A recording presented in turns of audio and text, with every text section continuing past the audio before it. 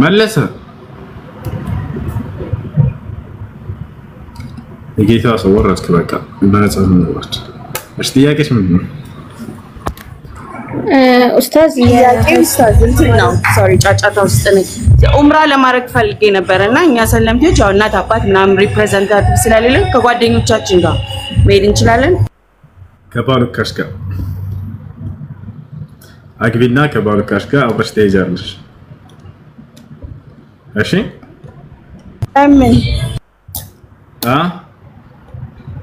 እስከዛ ድረስስ ባለማድረግ ምንዳን አጣለሁ ወይ ከሆነ እስላም ደስ የሚለው መልካም ነገር ለመስራት አስባችሁ ሸሪዓዊ በሆነ ምክንያት ሳይሳካላችሁ ቢቀር ያን ስራ እንደሰራችሁ ተደርጎ ምንዳው እንደሚጻፍ ታውቃላችሁ። ለምን አልሰራሁም ብሎ ሰው እንዳያዘ ምናልባት ሄዶ ከሰራው በላይ ሊሆን ይችላል ምንዳችሁ ሄዶ የሰራው ሰው ያንን ሲሰራ ለሰዎች ለማሳየት ሊቀርጽና በሪያ ሊያበላሽው ይችላል። እነዚህ ግን የቀሩት ሰዎች የመስራት ሙሉ ፍላጎታቸው በእኽላስ የታጨቀና የሞላ ነበር። ስለዚህ የነዚህ ምንዳቸው ላቅ ያለ ይሆናል እንደው ነብያችን ሰለላሁ ዐለይሂ ወሰለም ሐዲስ ላይ ሲናገሩ ብላሉ من هم بحسنة فلم يعملها كتب الله له حسنة كاملة የሆነን መልካም ስራ ለመስራት አስቦና አቅዶ ሳይሳካለት የቀረ ያልሰራ ሰው እንደሰራ ተደርጎ ሙሉ ምንዳው ይጻፍለታል አሉ። ያ ሰላም እጄ ዑምራ አደርጋለሁኝ ብሎ አስባ አቅዳ ሴት ልጅ መህረም ሳታገኝ ቀርታ የዛኔ ሳይሳካላት ቢቀር እንደሰራ ተደርጎ ምንዳው ከአላህ Subhanahu Wa Ta'ala ዘንድ ሙሉ ምንዳው ይጻፍላታል። ሙሉ ምንዳው ይጻፍላታል። ለምታገኝ ጊዜ የዛኔ ትሄዳለች። قال النبي صلى الله عليه وسلم لا تسافر المرأة تؤمن بالله واليوم الآخر مسيرة يوم على ليلته إلا مع ذي محرم እንደዚህ ብለዋል። እሺ ወደ መስጂድ ለሄድ ነው እንትና ገባ እንጂ አስገቡት ማን ነው መለሱት። መግባት ከፈለክ መቀጠል ከፈለክ ከተላችሁ ማን ፒኬ ጎዝ ልጅ ነው ያስተምረው ስለ ተውሂድ የሚያስተምር ሰው يدعو الناس إلى دين الله عز وجل على طريقة الأنبياء يتكلم عن الله وعن وحدانية الله أمي قتل سكان لا سكبوات شو ولا مشكلة لا وإذا هرك لا سكبوات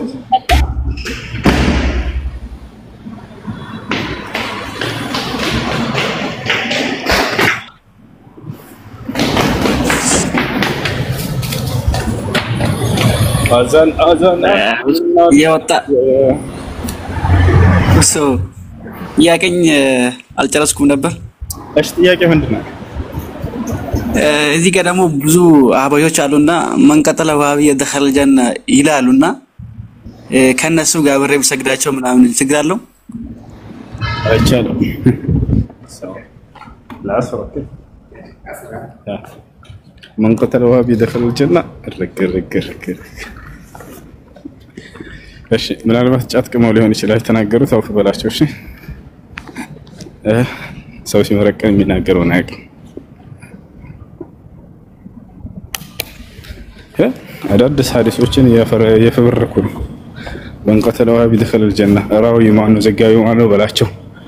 የረሱትን ሐዲስ እኔ ላስታውሳቸው በዚሁ من قام جاتا بغنج بقلب سليم دخل الجنه على አንዱ ህፃን እያለርከ من قام جاتا بغنج بقلب سليم دخل الجنه لا حول ولا قوه فرد عليه احد الوهابي كما يقولون من بلو ملسلت من قام جاتا بغنج فقد كسر سنه واضاع ماله رد قوي صح ولا لا؟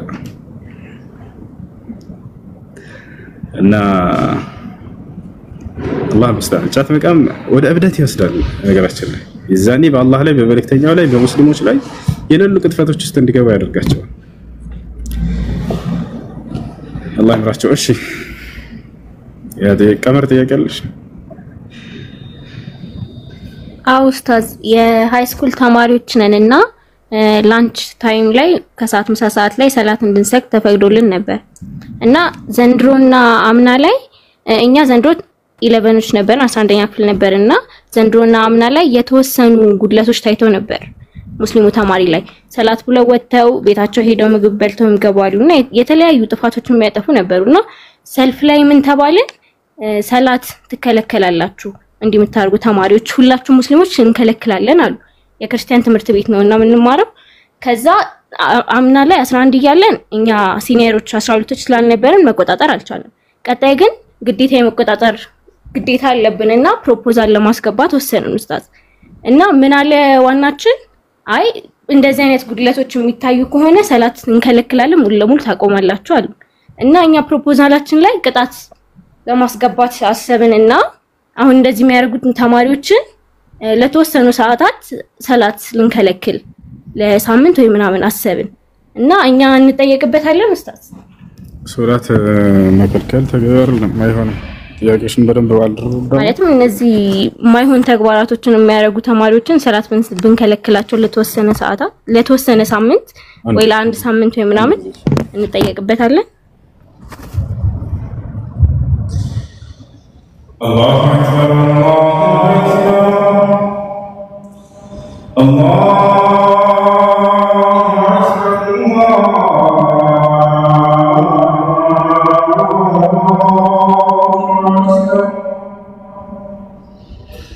أشهد أن لا إله إلا الله أشهد أن لا إله إلا الله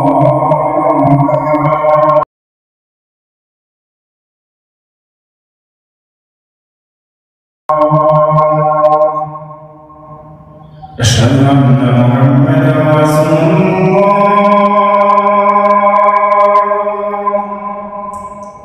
أشهد أن محمدا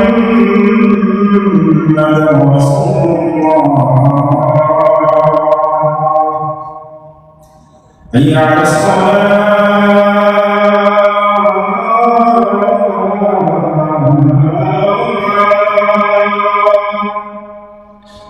حي على الصلاة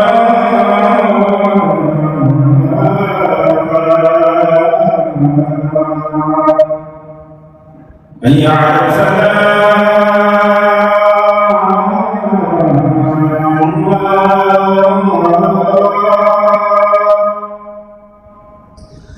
حي على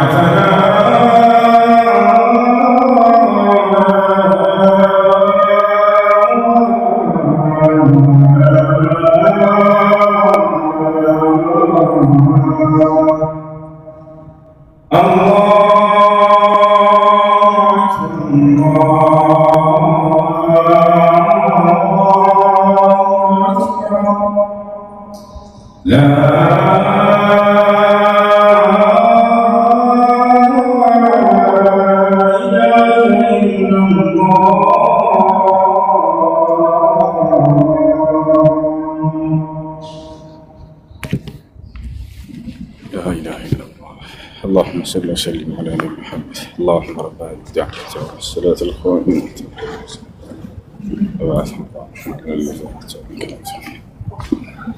رضيت بالله ربا وبالإسلام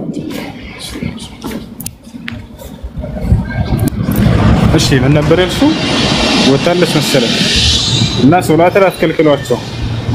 ሶላትን የሚከለክል ትምህርት ቤት ከሆነ ሙስሊሞች ሁላችሁም በአንድነት ሆናችሁ ሄዳችሁ ማሳወቅና ሶላታቸውን የሚፈቀድበትን መንገድ ማመሳሰት አለባችሁ እንጂ ፈርታችሁ ዝም አትበሉ። ይሄ ድሮ ቀረ። ሶላትን የሚከለክል ትምህርት ቤት ሴት ልጅን ካልተገላለጠች የምን ትምህርት ቤት ሹ ያኔ አይድጉም እንዴ እነዚህ ሰዎች እዲ የጀማ እዚህ በቃ ሊሰገር ነው። ቀጥሉ እሺ። ዛራለች ከላይ አንዲት ግሪካዊ ተህታለች መሰለኝ። ግሪካዊ ነው። ሰላም አለይኩም ጥያቄ ነው። ወአለይኩም ሰላም ወራህመቱላሂ ወበረካቱ። ልጠይቅህ አሁን ይመቻል ወይስ ደስ እንዳለሽ? እሺ እኔ መንፈስ የሚባለውን ነገር አስረዳኝ እስኪ እንደኛ በእስልምና ማለት ነው። መንፈስ ማለት ሩህ ማለት ነው። ነፍስ የሚለው ቃል የአረብኛ ቃል ነው። ነፍስ የሚለው የአረብኛ ቃል ነው። ለብዙ ነገራቶች ይውላል። አንደኛ ለሩህ ብቻ ይውላል። ሁለተኛ ለማንነት መጠሪያ ይውላል። ወማ ኡበሪኡ ነፍሲ እንዳለው እኔ ራሴን አላጠራም ይላል አላህ Subhanahu Wa Ta'ala ወይحذركم الله نفسه ይላል እኔ አምላካችሁ አላህ ከእኔ ያስጠነቅቃችኋለሁ ይላል ራሱን ማንነቱን ይገልጽበታል እኔ ብሎ ይገልጻል يعني لذاته المقدسة سبحانه وتعالى لكنه ለስጋም ይውላል ነፍስ የሚለው كل نفس ذائقة الموت የሚለው ለስጋ ነው ነፍስ ሁሉ ሞትን ትቀምሳለች ሲል ሩህን ለማለት አይደለም ሩህ አትሞትም ወዛቻል الله يتوفى الانفس حين موتها الله ነፍስን ያወጣታል ለርሷ በመትሞት ጊዜ የሚለው እዚያ ቦታ ላይ ደግሞ ለሩህ ይውላል አይሽ ስለዚህ ነፍስ የሚለው ቃል ሰፋ ያለ ቃል ነው ሩህ ሲባል ግን አንዲት ብቻ ነች የምትታሰብበት ሩህ ሲባል የሰው ልጆች ህያው ሆነው የሚኖሩባት በሞት ጊዜ ከስጋ ተነጥላ የምትወጣው ያቺ ነች ሩህ የምትባለው فاذا سويته ونفخت فيه من روحي አዳምንም ፍጥረቱን ባስተካከልኩት ጊዜ ከነፍሴን በዘራሁበት ጊዜ ከሩህ በዘራሁበት ጊዜ እዚህ ቦታ ላይ ሩህ ብሎ ይገልጻት እርሷን ነው ويسالونك عن الروح قل الروح من امر ربي يعني ይገልጻል انما المسيح عيسى ابن مريم رسول الله وكلمته القاها الى مريم وروح منه روح የሚለው ለነፍስ ነው የምትውለው ልክ እንደሁ ደግሞ روح የሚለው ለሌላ ነገራቶች ሊሆን ይችላል ከዚያ ውጭ ለምሳሌ ቁርአን روح ተብሎ ይጠራል ምክንያቱም ሩህን የሰጠን ስለሆነ ቁርአን በአላህ Subhanahu Wa Ta'ala ዘንድ ከእርሱ ዘንድ የመጣ ለሰው ልጆች ሩህን የሚሰጥ ነፍስን يعني መንፈሳዊ ህይወትን የሚዘራ ስለሆነ እርሱ ለሰዎች ልብ ላይ الله روح እያለ ይጠራዋል وكذلك اوحينا اليك روحا من امرنا روح ብሉታል መላእኩ ጅብሪል عليه السلام روح ይባላል قل نزله روح القدس መንፈስ ብሎ ይጠራዋል روح ብሎ ይጠራዋል የአላህ Subhanahu Wa Ta'ala እርዳታ روح ተብሎ ይጠራል وأيدهم بروح منه ከርሱ በሆነ እርዳታ አጸናቸው እርዳታ የሚለው እዚህ ቦታ ላይ روح በሚል ተርቶታል እንደተቀላ ይህ ነው ስለዚህ ነፍስ ሲባል ጊዜ እሱ ለስጋም ይውላል ለሩህም አንዳንዴ ይውላል ለማንነት መጠሪያ ይውላል እሱ ነፍስ ይባላል روح كذلك እንደገለጽኩልሽ ነው እሺ መርሐባ እሺ ያ አላህ መንፈስ ስንልና ለመላእክቶች የሚሆነው መንፈስ ልዩነትም አለው አይደለ የሰዎች ይሄ አላህ ማንነትን ነው የሚገልጸው تعلم ما في نفسي ولا اعلم ما في نفسك አለ በእኔ ውስጥ ያለውን አለ ኢሳ አለይሂ ሰላም በእኔ ውስጥ ያለውን አንተ ታውቃለህ በአንተ ውስጥ ያለው ግን ላውቅ አይቻለኝም ይላል እና ذات አላቸው ወይ ያው አላህ Subhanahu Wa Ta'ala የራሱ የሆነ ذات አለው ግን እኛ ጅስም እንደምንለው አይደለም ጅስም ተብሎ ይገለጽ አይደለም الله سبحانه وتعالى ذات له ذات نفس ብሎ الله سبحانه وتعالى ይጠራታል ያ የመላእክቶች ልክ እንደ ራሳቸው ذات አለ ከአላህ ጋር ግን የሚመሳሰል ነገር የለው የሰዎችም ذات አለ የማንኛውም ፍጥረት ذات አለው ስለዚህ መላእክቶች ነፍስ ብሎ ይጠራቸው الله سبحانه وتعالى ነፍስ ብሎ ይጠራ አንድ ነው ማለት አይደለም ልክ ሰዎች የራሳቸው የሆነ አይንና መስሚያ እንዳላቸው الله سبحانه وتعالى የራሱ አይንና መስሚያ እንዳለው ሁሉ كذلك የስም መገናኘት እንጂ የማንነት መገናኘት አይደለም እሺ ገብቶሻል ገብቶኛል ሌላም አንድ ጥያቄ ልጨምር እሺ ቁርአን የውመል ቂያማ ጊዜ በሰው አምሳል ተመስሎ እንትን ይመሰክረብናል አፋውጥቶ የሚባለው ነገር ካፊሮች ምን ብለው ይጠይቃሉ መሰለህ ቁርአን ፍጡርም ፈጣሪም አይደለም ከላሙላህ ነው ካላችሁ እንዴት ፍጡርም ካልሆነ እንዴት ነው አፋውጥቶ የሚያወራው ብለው የሚጠይቁት ነገር ስላለ እሱን ብታስረዳን ምንዳው ነው የሚመጣው ምንዳው ይመጣል ዛኔ ምንዳውን እንደምታገኘው ብለው ነብዩ ሰለላሁ ዐለይሂ ወሰለም ተናግረውታል ياتي يوم القيامه ياتي القران يوم القيامه شفيعا لاصحابه قران የተንሳይቀን ለባለቤቶቹ አማላጅ ሆኖ ይመጣል አሉ ቁርአን ይመጣል ሲባል ሐሱ ሰው ሆኖ ይመጣል አይደለም ቁርአን ይመጣል ሲባል ምንዳው ይመጣላችኋል ማለት ነው በሌላ ሐዲሶች ላይ ነብዩ ሰለላሁ ዐለይሂ ወሰለም ገልጸውታል ይሄን ቁርአን ያገኘ ሰው ምንዳን እንደሚያገኝ በምንዳ እንደሆነ የሚገኝለት ማለት ነው ያ ረቢ منعته النوم እንቅልፍን ከለከልኩት ይላል ሌሊት በኔ ላይ እየሰገደ ይላል ሲሉ ነብዩ ሰለላሁ ዐለይሂ ወሰለም ምንዳን በዚህ ሌሊት በመቆሙ ምክንያት የሚያገኘውን ምንዳ ለመግለጽ ነው እና ነብያችን ሰለላሁ ዐለይሂ ወሰለም ምንዳው ይመጣል ይያሉ እንጂ ራሱ ቁርአን ሰው ሆኖ የሚመጣ ነገር ነው ማለት አይደለም እሺ እንመስል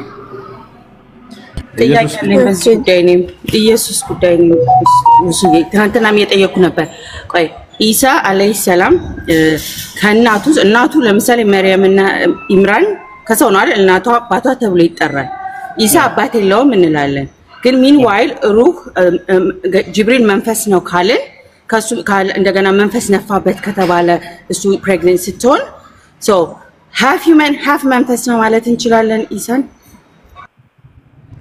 መንፈስ የሚለው ነገር ለኛ ለሰዎችም ይውላል እኮ ለኛም ይውላል ለሰዎችም። ነብያችን ሰለላሁ ዐለይሂ ወሰለም በሁላችንም ላይ የአላህ Subhanahu Wa Ta'ala መንፈስ እንደተዘራ ሐዲስ ላይ ተናግረዋል እኮ።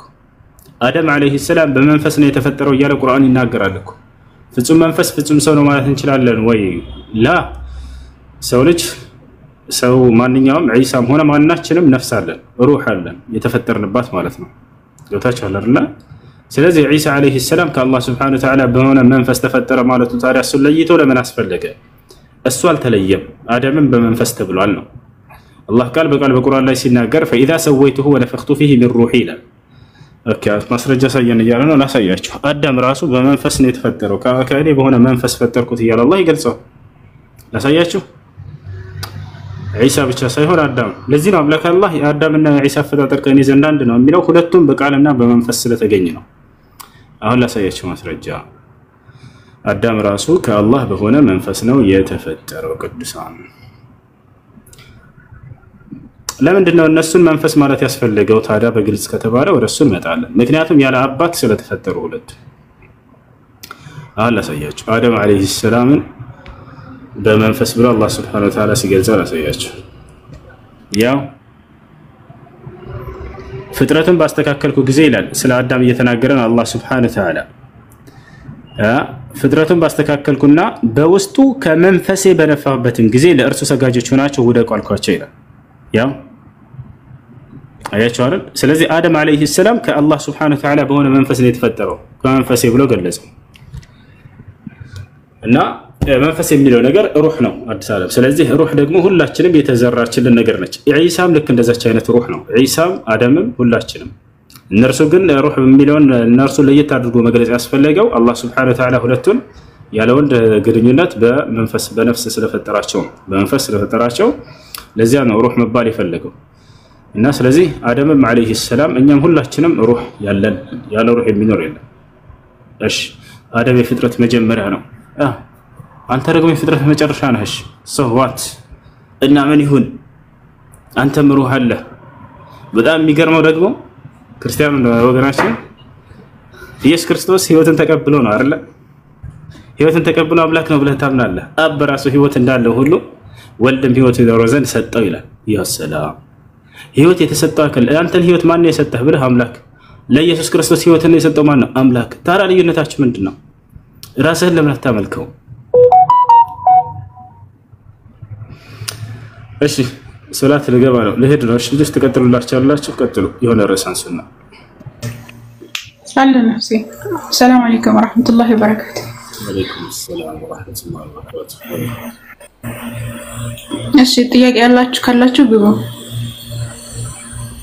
ዛሩ አንድ ጠይቄ ልወረደኔ የመጨረሻ እንትን ነው ታችን ኮሜንት ያየው ነበር። የኔም ጥያቄ ስለሆነ ነው። ይሄ እንደ እስልምና መንፈስና መንፈስ ቅዱስ የሚባል ነገር አለ እንዴ? ልዩነት አለው አንድነት ሳለ ወይ? እንደ እስልምና እንደ ክርስትና ሩሁል ቁዱስ ጅብሪል አለይሂ ሰላም ተብሏል። ታማኝ መንፈስ ጅብሪል አለይሂ ሰላም ተብሏል። እሱ መንፈስ ቅዱስ ተብሏል። ጅብሪል አለይሂ ሰላም መንፈስ የሚባለው ያኔ መንፈስ ነው። ቅድም ሁሴን እንዳብራራልሽ ነው። በተለያየ እንዳገባቡ ሆኖ ግን በተለያየ ቦታ ላይ ሊገባ ይችላል። ለአካል ሊገባ ይችላል፣ ለሩህ ሊገባ ይችላል፣ ለጅብሪል ሊገባ ይችላል። እንደዚሁም ደግሞ ለአላህ እርዳታ ሊገባ ይችላል፣ ለአላህ Subhanahu Wa Ta'ala ለዛቱ ሊገባ ይችላል። ለሰዎች አካል ራሱ ለምሳሌ ወማ ኡበሪኡ ነፍሲ ይላል እንትና ማን ነው ዩሱፍ አለይሂ ሰላም ለሁሉም ነገር ያኔ ይገባል። ነገር ግን ይሄ ሩሁል ቁዱስ ግን የማን የተባለው ቁርአን ላይ ከተባለ ጅብሪል አለይሂ ሰላም ነው። ጀዛከላሁ ኸይራ። እሺ ኤም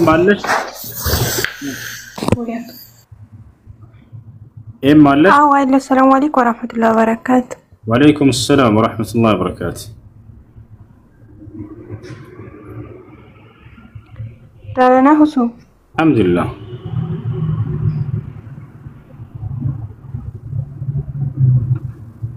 እሺ ታናሽ እህቴ ልትሰልም ትፈልጋለች እና በምን ታገኛለች? እሷ ከጓደኛ ስልክ ነው ማውራት ማለት ነው።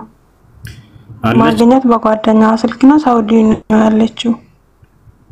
ስልኩን አስገብቶ እንደውልላታለን ስንወጣ። ሳውዲ ነው ያለችው፣ ግን በጓደኛዋ ስልክ ነው ማግኘት እኮ። ቲክቶክ መግባት የምትችል ከሆነ ከአንቺ ጋር አስገባትና እንድትገባ ወይ ከጓደኛዋ ጋር ንገሪያትና ገብታ እዚህ እናስይዛታለን። ካልሆነ ደግሞ ስልክ ከሆነ ያላት የጓደኛዋን አስቀምጭልን፣ እንደውልና ሻሃዳ እናስይዛት። አየሽ? እሺ ቀጥል። ዛሬ ቀጥላችሁ መርሃባሽ። ባለፈው ከባለቤቴ በሆነ ነገር እንትን ተጣልተን ከዛ ደግሞ በእንትን በጽሁፍ ይሁን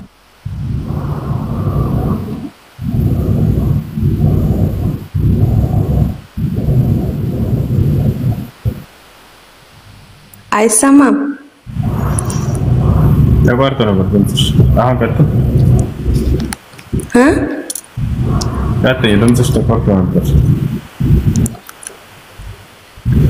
ባለፈው ከባለቤቴ ጋር በሆነ ነገር ተኮራርፋን ከዛ የሆነ ወረቀት ልኮ ይሄ የፍቺ ወረቀት ነው ለዚህ ቀን ይቅረቡ ብሎ እንትን የሆነ ወረቀት ልኮልኝ ነበር። ይሄን ካሁን አወርደዋል። ምን አለሽ? እኔ ልጠይቅ እንጂ ይሄ የፍቺ ወረቀት ነው ለዚህ ቀን ጠቅሶ ለዚህ ቀን ይቅረቡ የሚል እንትን ጽሁፍ ጽፎ ላከልኝ። ፍቺ ነው አወርደዋል። ይሄ ፈትቼሻለሁ ብሎ ከሆነ በዚህ ወረቀት ላይ ይወርዳል። የፍቺ ወረቀት ነው ያለኝ። እሺ አመሰግናለሁ። እሺ ሰላም አለይኩም። ወአለይኩም ሰላም ወራህመቱላሂ ወበረካቱ። እሱ ያለ ኒካ የተወለደ ልጅ ከፋራው ምንድነው? እናት ወይም አባት ነው ያሉት ከፋራ ምንድነው? ሁለተኛ ጥያቄ ደግሞ አንዳንዱን እሺ ያለ ኒካህ የተወለደ ልጅ ምንም ወንጀል የለበትም። እሱ ምንም ጥፋት የለበትም። አላህ ዘንድ ምንም የሚጠየቅበት ነገር የለም። እነዛ ዝሙት ሰርተው የወለዱ ሰዎች ናቸው ጥፋተኞቹ። ወደ አላህ ተውበት ማድረግ ያለባቸው እነሱ ናቸው። ከፋራ የሚያወጡት ነገር አለ። ተውበት ማድረግ ወደ አላህ Subhanahu Wa Ta'ala እነሱ እሱ ለልጁ ምንም ከፋራ የሚያወጡት ምናምን ነገር የለም። ሁለተኛ ጥያቄ ደግሞ ለሰው ብር አበድሬ ያን ቀን ሰጥሻለሁኝ ብሎ በቁርአን መሎ ነበረ ማለት ነው። እሺ ብዬ አበድሬ ግን ምንም አይነት መረጃ የለም። በቃ በቁርአን ምሎልኛል። ከዛን አሁን ከለከለኝ እና ግን ሁሉ ጊዜ እኔ ሰላትም ስሰገድ ስነሳ ምን ስል በቃ ሁሉ ጊዜ ዱዓ አደርጋለሁ እያለቀስኩ ሁሉ ጊዜ ማለት ነው። ይሄ በዲን የሚል ነገር አለ ማለት መተው አልችልም። አቃለሽ ትችያለሽ። ነብያችን ሰለላሁ ዐለይሂ ወሰለም ወተቂ ዱዓወተ المظلوم ብለዋል። የተበደለን ሰው ዱዓ ተጠንቀቁ ፍሩ። የተበደለ ሰው ዱዓ ቢያደርግ ሐቅ አለው መብት አለው። ጀዛኩም ያው እሺ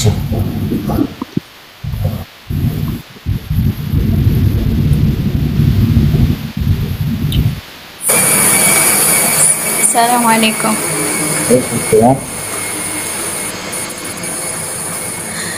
ሆሶ ጥያቄ ነበረኝ። እሺ ጾም ላይ ሆኖ አጅነቢ መጨበጥ ጾሙን ያፈርሳል? አይቻልም። በጾም ጊዜ ሆነ ከጾም ከውጭ ሆነ ነገር ግን በዛ ቀን አጅነቢ ጨብጣ የዘር ተፈጠረ ከሆነ ወይ ተሰጥ ከሆነ ጾሙ ተበላሽቷል።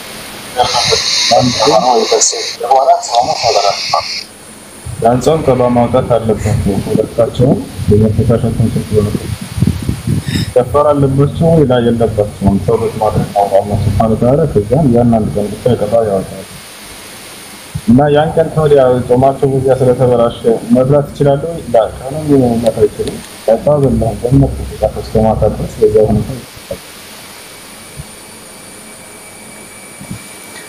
እሺ። እና ደግሞ ሁለተኛው ጥያቄ ቁርአን ስቀራ በጣም ያስፋችገኛል ምናምን ሳነበው በቃ አይደለ እንትን አይኔ በእንባ ይሞላል ተማስፋሸጉ ብዛት ማለት ነው። ያን ነገር እንዴት ነው የማስወግደው?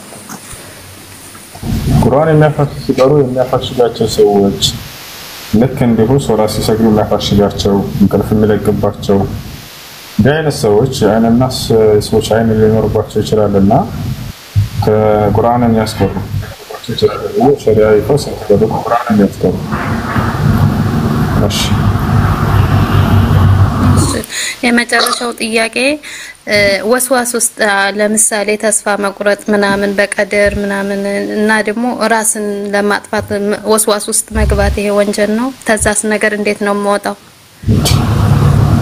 ራስን ማጥፋት ከተላለቀ ወንጀል ነው አላህ Subhanahu Wa Ta'ala ተወታ አድርገህ እናሰበሰው ካለ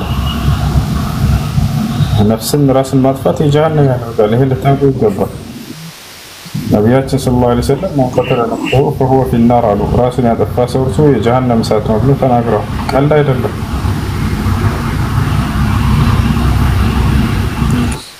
እሺ ከዛ ነገርስ ተወስዋሱ ለማውጣት ምን ማድረግ አለብኝ ተናገርኩኝ እኮ ይሄንን ማሰብ ይሄን ራስን ያጠፋ ሰው ወደ ጀሃነም እንደሚሄድ ያመነ ያወቀ ሰው ራስን ለማጥፋት ፍጹም አይደፈርም እሱ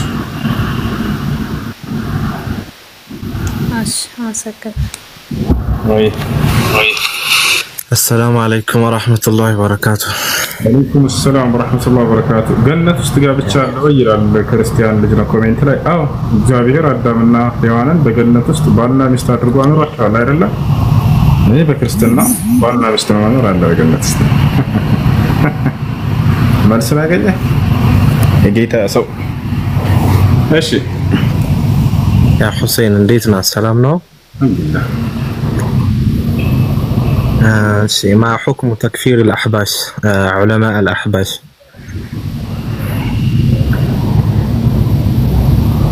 علماءهم يعني يعتبرون كفار أما إذا لحظة أسجل هذه المقطع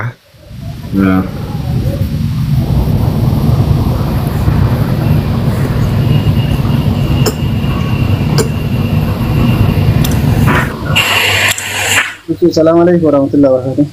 وعليكم السلام ورحمة الله وبركاته. أنت يا كالي. بس.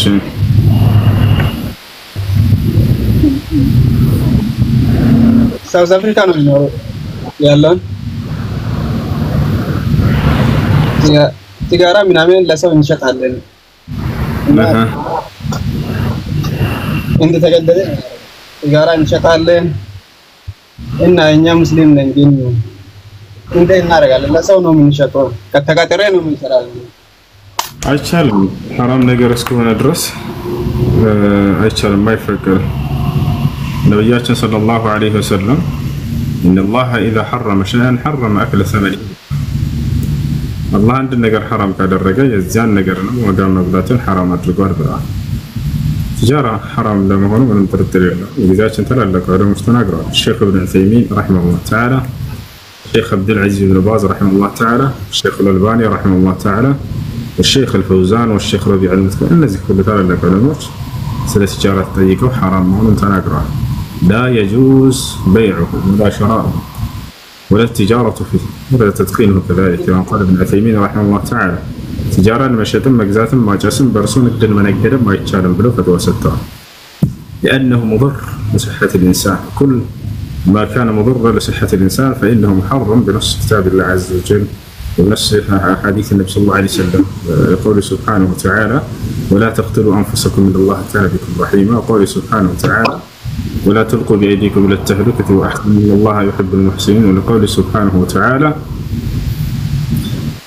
ويحل لهم الطيبات ويحرم عليهم الخبائث السجارة من الخبائث ولا شك في ذلك ولقوله صلى الله عليه وسلم لا ضرر ولا ضرار وكل ما كان مضرا لصحة الإنسان فإنه محرم بكتاب الله وسنة رسوله صلى الله عليه وسلم وأن يقول أي هنا نجر حرام له بالقرآن بحديث سجارة لم نترتنا أن يقول أنا نجر إذا ما جسم ذاته برسون قدن منقد أكتشان بفسم حرامة ماشي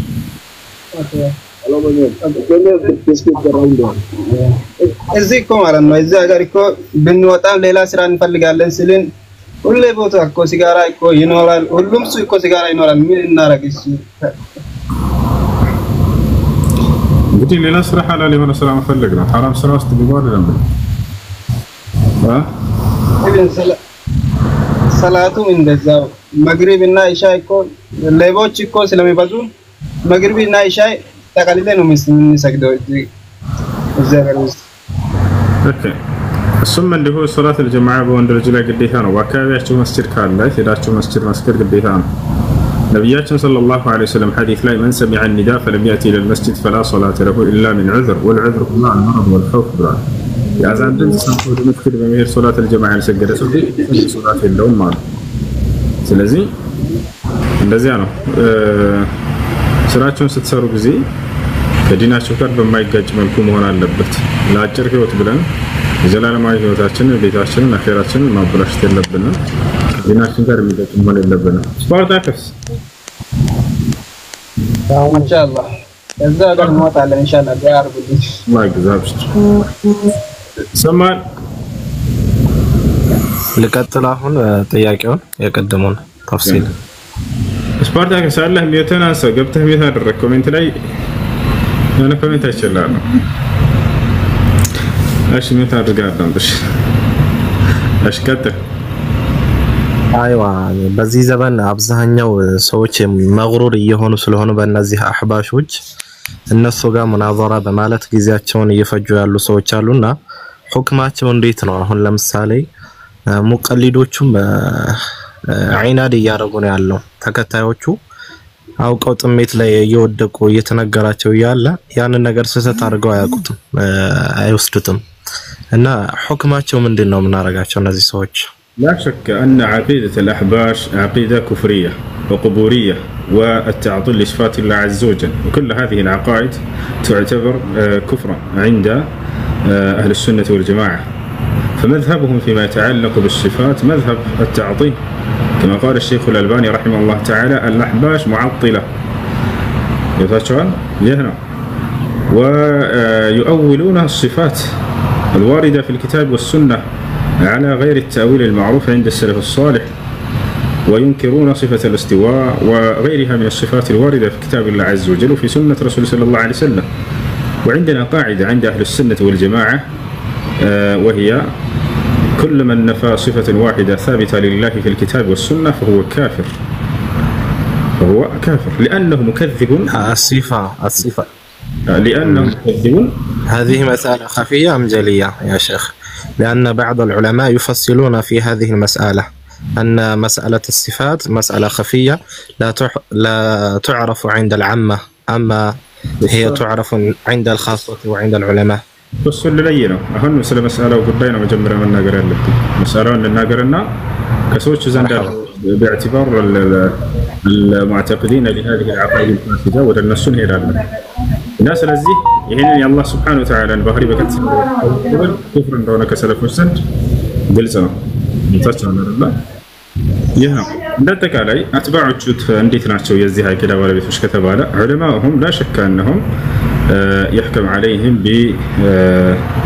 بالتكفير لانهم يعرفون ذلك واما الاتباع المغرور بهم فإنه لا بد لهم يعني من إقامة الحجة عليهم فبعد إقامة الحجة إذا تبينت لهم المحجة وعاندوا على ذلك فإنهم يلحقون بمشاكل عرفت؟ هذا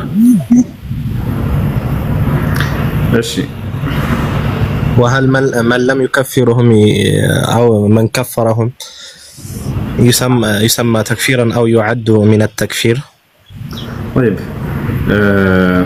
من لم يكفر الكافر فهو كافر يعني هذا الرجل الذي لا يكفرهم يبين له ما عند هؤلاء وأنهم قامت عليهم الحجة ربما يكون عنده شبهة أنهم لم تقام عليهم الحجة نخبره يعني نبين له أن هؤلاء قد قامت عليهم الحجة وبينا لهم ولكنهم عاندوا واستكبروا عن الانقياد للحق الذي عند أهل السنة والجماعة وترك ما عند الأحباش المعطلة وبعد إقامة الحجة عليه كذلك فإنه لا عذر له بعد لا عذر بعد إقامة الحجة هذه قاعدة عندنا في الإسلام.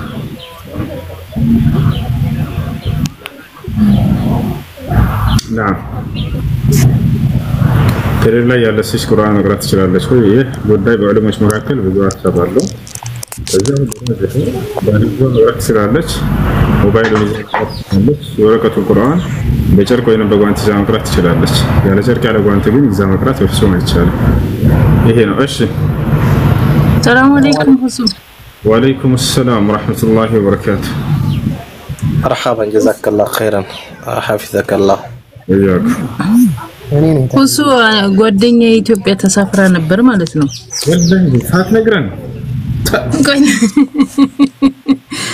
አይ አይደለም እና አሁን ኔትወርክ ያለበት ቦታ አይደለም ያለችው ጥያቄ ጠይቄ ድምጽህን እንድልክላት ነውና እዚህ ያለች ከሌላ ሰው ትዳር ይዛ ነበር ከ3 አመት በፊት ማለት ነው። ከዛ እዚህ ያለች ትዳር ይዛ ነበር እዛ ኢትዮጵያ ከእንትን ተያዘች ሄደች ኢትዮጵያ ከሄደች በኋላ እዚህ ሌላ ዜጋ ነበር በሄደችበት ሰዓት ላይ ስለ ኒካ ሲያወሩ خلاص ኒካውን በኋላ ካንቺ ጋር መቀጠል የምችል አይደለሁም ካሁን በኋላ የራስሽን ህይወት ምናምን ይላትና ይጽፍላታል ይልክላታል። ከዛ ወደ አመት በምን ቋንቋ ጻፈላት? በባንጋሊኛ ወይስ በሱዳንኛ? እንዴት ተረዳቸው ይሄን ቋንቋ? አረበኛ ትችላለች። እሱም አረብ ነው እሷም ቁርአን ትቀራለች የቀራች ነው ትችላለች ማንበብ። እሺ ከዛ ጻፈላት ካሁን በኋላ ከኔ ጋር ህይወት የለሽም ከኔም ውጪ ማግባት ትችያለሽ ብሎ ጻፈላት። ከዛ ወደ አመት ቆይተው በልጇ ምክንያት ተገናኙ። ከሌላ የወለደችው ልጅ ነበር። እሱን እያወራ ያለ አንዳንድ ችግር ነበረባት ብር ላከላት። አሁን ልታገባ ስትል አልፈታሁሽም እኮ አለኝ አለች በ3 አመት እና እንዴት ይታያል ብለሽ ጠይቂ ብላይ ነው። ፈትቼሻለሁ ብሎ ጽፎ ከሆነ ኒካሁ ወርዷል ብሎ ጽፏል። ለኔም ልካልኛለች እንደውም መረጃው አለሁ ብሎ ጽፎ ከሆነ ኒካሁ ወርዷል። ከዛ በኋላ ፈትቼሽም ብሎ ቢመጣ ተቀባይነት የለው። ነብያችን ሰለላሁ ዐለይሂ ወሰለም ሐዲስ ላይ ምን አሉ? قال النبي صلى الله عليه وسلم ነብያችን ሰለላሁ ዐለይሂ ወሰለም አሉ ثلاثه جدهن جد وهزلهن جد አሉ። ሶስት ነገራቶች ምራቸው ምር ነው ቀልዳቸው ምር ነው አሉ። النكاح والطلاق والرجعه እነዚህ ጋብቻ ፍቺና መመለስ። ስለዚህ ሰውየው ፈትቻለሁ ብሎ ተናግሮ አይ እኔ ከጅዳ እንደው ከቁም ነገር አይደለም ከምሬ አይደለም ቢል ተፈንነት የለውም ኒካህ ይወርዳል። እሺ አመሰግናለሁ ስሚ አላህ ይጀዛከው። ሰላም አለይኩም ወአለይኩም ሰላም ወራህመቱላሂ ወበረካቱ። ለተካ አይደለም እኮ ግን አለተራቸው እየገቡ ሲጠይቁ ያገምቱ የሱፐር ማርኬት ስጋን ማግራት ይችላል። የሱፐር ማርኬት ስጋ ማን እንዳረደውና እንዴት እንደታረደ አይታወቁም። ነገር ግን ሐላል እስከሆኑ ድረስ ያ ማለት የፍየል የበግ የከብት የግመል ምናምን እስከሆኑ ድረስ የተፈቀሩ እነዚህ መብላት ችግር የለውም። ቢስሚላህ ብላችሁ መብላት ትችላላችሁ። ማን እንዳረደውና እንዴት እንደታረደ ቢገለጽበት ኖሮ የዛኔ ከኢስላም አንፃር መዝነን ሁክም እንሰጥበታለን። ነገር ግን ማን እንዳረደው አልታወቅም። ያንንም መጠየቅ እንችላለን አለብን ማለት ነው። ማን ያረደው ይሄን ስጋ ትለው ነው ወይ የሆነ ሱፐር ማርኬት ገብተህ እንዴት ነው የታረደው ማን ያረደው ብለን ባለሱቁ ላ ልቆነስ ያ ሐላል የሆነ የተፈቀደ ስጋ አይነት እንደሆነ እስከታወቀ ድረስ ቢስሚላህ ብላችሁ መብላት ትችላላችሁ። ተዛከለ በያኩ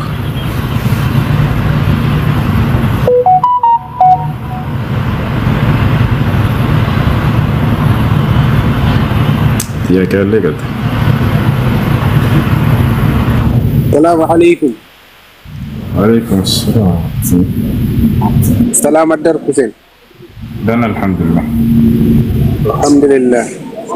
እንትን አሁን ለምሳሌ ኢማም እያሰገደ ኢማሙ ሰላቱን በትክክል እያሰገደ እንትን ተሽሁድ ላይ ማለት ነው እሱ ተቀምጧል። የቆመ መስሎኝ ቆምኩኝ። ከዛ በኋላ መጨረሻ ላይ ስጁድ ሰው ሞላለ ወይ ወዳን የቆምክ እንደሆነ ተመለስክ አይደለ ወይስ እሱን ትተህ የራስህን ሶላት ቀጠልክ? ሳላውቅ ለምሳሌ ትላንት መግሪብ ላይ ነበረ ተሽሁድ ተቀምጧል። እኔ የቆመ መስሎኝ ቆምኩና ሲያየው ሩኮ ላይ ነው። ከዛ ተመልሼ ተቀመጥኩ። ምንም የለብህም። ከዛ ከሱ እኩል አሰላም ምንም የለብህም። እሺ የሆነ ሩክ ቢሆን ኖሮ ወይ አንተ ተግባር ጨምረህ ቢሆን ኖሮ የዛኔ ነው ስጁድ ስለሚያስፈልገው ምንም የጨመርከው የለም። የቆመ መስሎ የቆመ መስሎ እየቆምክ እያለ አስታውስክና ወዳው ቁጭ ምንም የለብህም። ዛኪ ሁሴ ሰላም ነው? ይሰማል ይሰማል።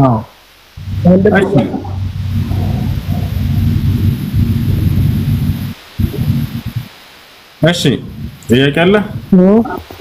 ጥያቄ አለ?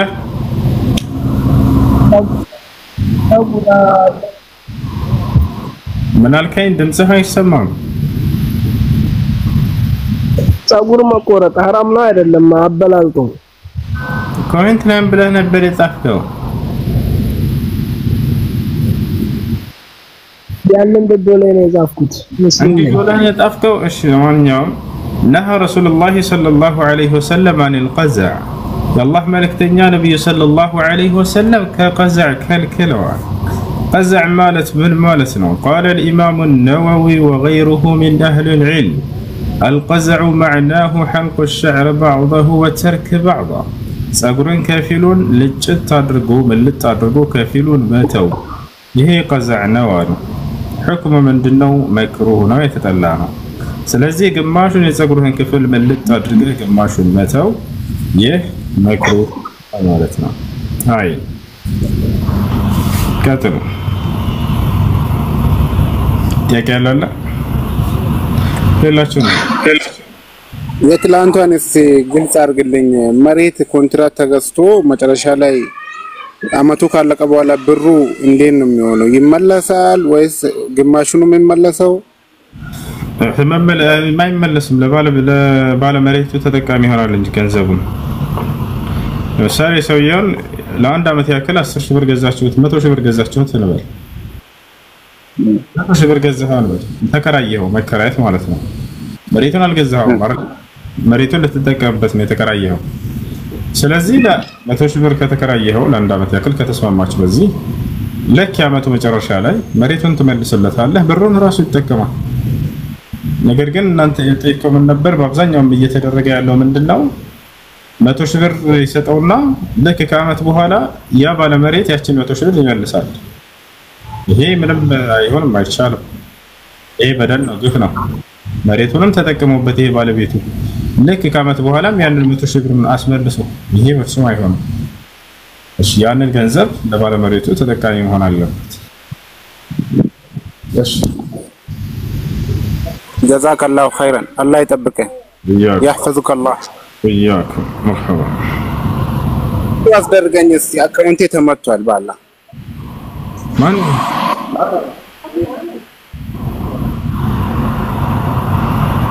እሺ የክርስቲያን ስጋ መብላት ይቻላል ወይ ይላል የአይሁድና የክርስቲያኖች ስጋ ቢስሚላህ ተብሎ እስከታረደ ድረስ ይበላል ወይንም በአላህ ስም እስከታረደ ድረስ ይበላል ችግሩ የሀገራችን ክርስቲያኖች እንደዚያ ብለው ያርዳሉ ወይ አያርዱም ስለዚህ አይበላም ባጭሩ ምክንያቱም የተገለጸውን መስፈርት የሚያሟላ አስተራረድ አያርዱምና الله سبحانه وتعالى بسورة المائدة عليه وطعام الذين أوتوا الكتاب حل لكم على النزيا مزافن يتسدد يهود كريستيانوس سجا وينم قبل أن أنت تفكر إلى عبد الله بن عباس أي ذبائح أهل الكتاب يهود كريستيانوس سجا لما لثنو يبلى الكلام ولا نقول الله سبحانه وتعالى مسفرت أسكملته يات سورة الأنعام لك من فكلوا مما ذكر اسم الله عليه إن كنتم بآياته مؤمنين ولا تأكلوا مما لم يذكر اسم الله عليه وإنه لفسق له يا الله سمت وستوبت يتردى كهونا بلوالا كالله سموج بليلا سم يتردى كهونا دقمو أندات بلوالا أيها شعر الله سلزي بسم الله بلو كاردنو يمن بلاو مالتنا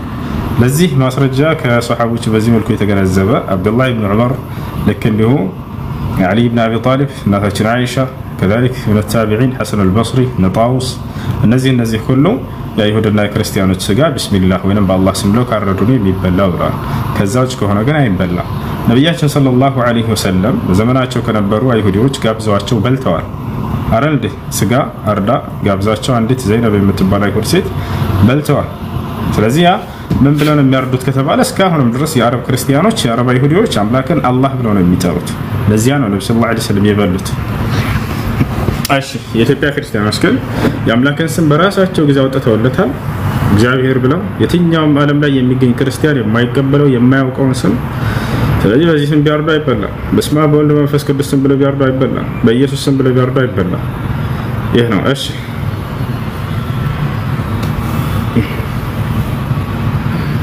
ጥያቄ ያለ ይቀጥል ከሌላቸው ደግሞ እንውረድና ሰላም አለይኩም ወአለይኩም ሰላም። ሁለት ጥያቄዎች ነበሩኝ። እሺ የመጀመሪያው ጥያቄ ነው ኢንሻአላህ በሚለው ማለት ነው። ምክንያቱም እኔ ከልጅነትም ጀምሮ ኢንሻአላህ ረሱል ሰለላሁ ዐለይሂ ወሰለም ይሁዶች መተው የሆነ ነገር በጠየቋቸው ሰዓት ቀጠሮ ሰጥተዋቸው ነበር ኢንሻአላህ የሚለውን ሳያስገቡ ከዛ ወህይ ሳይወርድላቸው ለረጅም ጊዜ ተቋርጦ ብቻ በዚህ የተነሳ ነው ያ ሱራ የወረደው የሚል ነው ጭንቅላቴ ላይ ሴቭ ሆኖ ያደገው እና አሁን ደግሞ በቀደም ስሰማ ደጃልና ማን ነው ኢንሻአላህ ባለማለታቸው ነው በእንደዚህ ቀን ቆፍረን ከዚህች ቦታ ላይ እንወጣለን ብለው እንትን ብለው ከዛ በኋላ ኢንሻአላህ አላሉም ነበር እስከዛሬ ድረስ እዚህም ጋር የቀሩት በዚህ ምክንያት ነው የሚል ሴትዮዋ እንትን ስትለኝ ይሄ ነገር ተጋጅቶብኝ ነው። የመጀመሪያው ስህተት ነው ضعيف ነው ብለዋል አንዳንድ ዑለማዎች እሱን ሐዲስ ነብዩ ሰለላሁ ዐለይሂ ወሰለም ኢንሻአላህ ሳይሉ ቀርተው ምናምን የሚለው ስህተት ነው ብለዋል። ነብዩ ሰለላሁ ዐለይሂ ወሰለም ኢንሻአላህ ይላሉ ሁሌ ስለ ነገር በሚደረግ ማንኛው ነገር ነው። እዚያ ቦታ ላይ ወላ ተቁለነ ለሸይء ኢኒ ፋዒሉን ذلك غدا الا ان شاء الله ያለው እርሱን አስመልክቶ አይደለም ብለዋል። ያ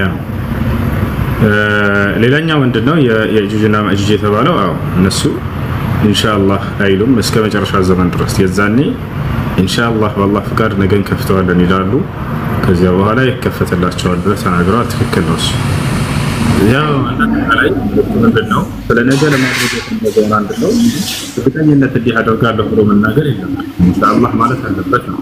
ولا تقولن لشيء اني فاعل ذلك غدا الا ان شاء الله ይሄን ነገር እኔ ሰሪ ነኝ ወይም እሰራለሁ አትበል ወርግደውና አላህ ወሻካለ በስተቀር ተራገር ይላል ኢንሻአላህ ብሎ ሰውየው يعلق فعله بالمشيئة لله سبحانه وتعالى. እሺ ሁለተኛው ጥያቄ ደግሞ በቀደም ጠይቄ መልሰህልኝ ነበር ግን ማብራሪያ ፈልጋለሁ ስለተባልኩ ነው ለዛ ነገር ከሐዲስ ቁርአን በሽርክ ላይ የሚሳተፍ ሰው ማለትም ባለቤቷ ይሄን ነገር ሐላል ቢያደርግላቸው ለዛ ነገር ያዋሉትን እርድ ማለት ነው እሱ ሐላል ቢያደርገው ኒካው እንዴት ነው የሚታየው ስልህ ያን ሰውዬ ታስመክሩታላችሁ ከዛ ነገር አልመለስም ካለ ኒካው ብቁ አይደለም የሚል ነበር የሰጠኸኝ መልስ እና ይሄን ነገር ሳቀርብ ደግሞ ከቁርአንና ከሐዲስ ለዚህ ነገር ኒካው حرام ለሚሆንበት ማስረጃ አለ ወይ የሚል ነገር ስለመጣ እንደው በዚህ ተባበረ ሶላትን የማይሰግድ ሰው ነው ነው ሰላቱን ይሰግዳል ግን ችግሩ ቤት ውስጥ አሁን በየወሩ እንደዚህ ያደማሉ ለተለያየ ነገር ያደማሉ አላህ ውጭ ለሌላ አካል ያርዳሉ ለጅን ምናምን አዎ ለዛ ነገር ደግሞ የዛችን ልጅ ባሏ ሐላል ያደርግላቸዋል ሐላል ያደርግላቸዋል ማለት ያርድላቸዋል እርድ ለማለት ነው ያርድላቸዋል እርዱን እሱ ነው የሚያርድላቸው ኦኬ እሱ ሰውዬ ሊካሰርላት ለልጅቱ አዎ ልጆች አላቸው እሷ ግን ይሄን ነገር በፍጹም አትቀበለው ሁሌም እንደንትን ነው ቆማ የምትከራከረው ይሄ ነገር ሽርክ ነው በሚለው ስለዚህ ማስረጃ ነው የፈለገችው አዎ በጣም ጥሩ አንድ ሰው ሽርክ አለበት አሁን ኒካ ማሰር አይችልም ኒካ የሚያስረው ወልይ ሊሆን የሚችለው ሙስሊም መሆን አለበት በአላህ ላይ የማያጋራ ሰው ሙስሊም ነኝ ብሎ ሽርክ የሚሰራ ከሆነ እሱ ሰውዬ ከዛ ከሽርክ እስኪወጣ ድረስ የኒካህ ወልይ መሆን አይችልም ምክንያቱም ወልይ ማን እንደሚሆን አላህ Subhanahu Wa Ta'ala ሲናገር ጊዜ በሱረቱ ተውባ ላይ والمؤمنون والمؤمنات بعضهم أولياء بعض አማኞች ለአማኞች አንዳቸው ለሌላቸው ወልይ ናቸው ብሎ ተናገረ ስለዚህ ወልይ ሊሆን የሚችለው በአላህ ላይ የማያጋራ የሆነ አማኝ ነው በአላህ ላይ የሚያጋራ ወይንም ከአላህ ውጭ ለሌላ አካል እርድን የሚያርድ የሆነ ሰው የዚህ ቁርአን አንቀጽን አያካትተውም ስለዚህ በዚያ ከሽርክ እስኪወጣ ድረስ ኒካህ ማሰር አይችልም ከአላህ ውጭ ላሉ አካሎች ማረድ ሽርክ ነው ለአላህ ብቻ ነው እርድ በርሱስም ብቻ ነው የሚገባው يقول الله سبحانه وتعالى قل إن صلاتي ونسكي ومحياي ومماتي لله رب العالمين الله سبحانه وتعالى بسورة الأنعام لا يبني له محمد هوي ስግደቴ እርዴም ህይወቴም ሞቴም እንዳት ለሁሉም አጠቃላይ ለዓለማት ጌታ ለአላህ ብቻ ነው በላቸው አለ። ስለዚህ እርዱን ከአላህ ውጭ ለሌላ አካል ያደረገ ሰው ልክ ሶላትን ከአላህ ውጭ ለሌላ አካል እንዳደረገ ሰው ነው። አንድ ሽርክ ቢሆን እንኳን የሰራ ሰው ማለት ነው። በአላህ Subhanahu Wa Ta'ala ላይ ያጋርቷል ሰውዬው። فصل لربك وانحر له ለእኔ ለጌታ ስገድ ለእኔ ለጌታም ሰዋ እያለ ይናገራል። ለአላህ ብቻ እንደምንሰግደው ሁሉ እርድም የሚገባው በአላህ Subhanahu Wa Ta'ala ስም ብቻ ነው። ያ ነብያችን ሰለላሁ ዐለይሂ ወሰለም አንድ ሽርክን የሰራ ሰው ያ ሰውዬ እንደማይጠቅመው لا اله الا الله ተናግሯል። من قال لا اله الا الله خالصا من قلبه እሺ እና የሰውዬ ወልይ መሆን አይችልም በአላህ ላይ እስከጋራ ድረስ ከዚህ ከሽርኩ እስኪወጣ ድረስ ልጠይቅ። ሰላም አለይኩም። ወአለይኩም ሰላም። ሁሱ ስለ ኒካህ ነበርና እሱ ሌላ ሀገር ነው ያለው ነበር እኔ ሌላ ሀገር ነኝ። ሶ በወንድሜ ሰው እንትን አድርጌ ኒካህ ታሰራ። ከዛ የኛ እቅድ እኔ እሱ ጋር መሄድ ነበረ ሳይሳካ ቀረና ከዛ ተጣላን።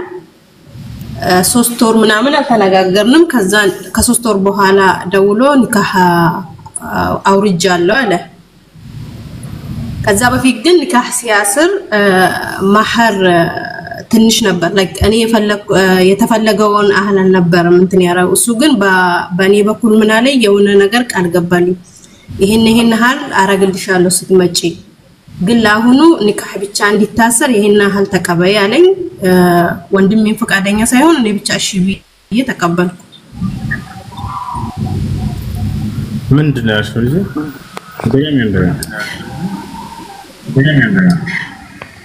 ጥያቄ አልገባ። ኦኬ ኒካህ አስረን ነበር። እሺ ከዛ ለ3 ወር አልተነጋገርንም። ከ3 ወር በኋላ አውርጃለሁ ኒካሁን አለ። እሺ እዚህ ቃል የገባው ነገር አለ ግን ያንን ቃል ሳይሞት ቃል የገባው ነገር ሙላን ቃል የገባው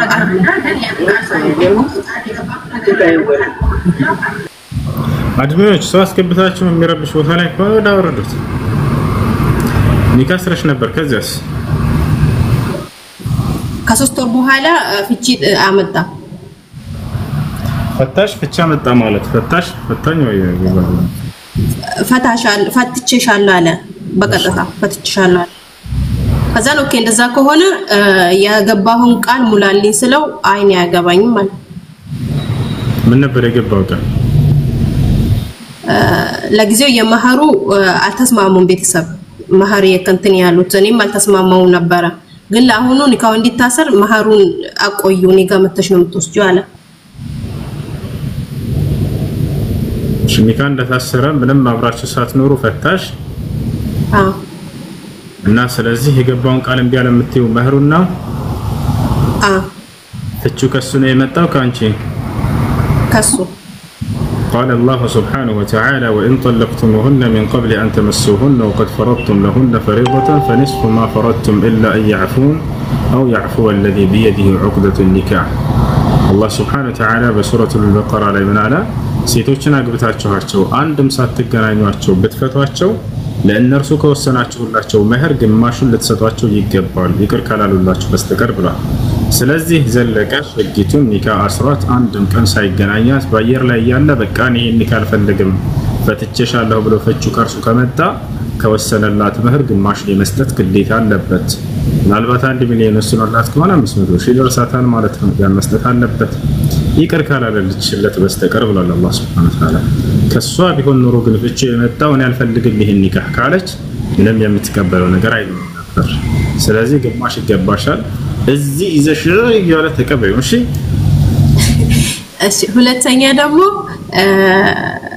ከዛ በኋላ ተደዋውለንም ምናምን ብለን አናውቅም። አሁን ግን የሆነ አጋጣሚ ተገናኘንና ሁለት ኒካህ ይቀራል ምናምን ይላል። ያ ነገር ትክክል ነው?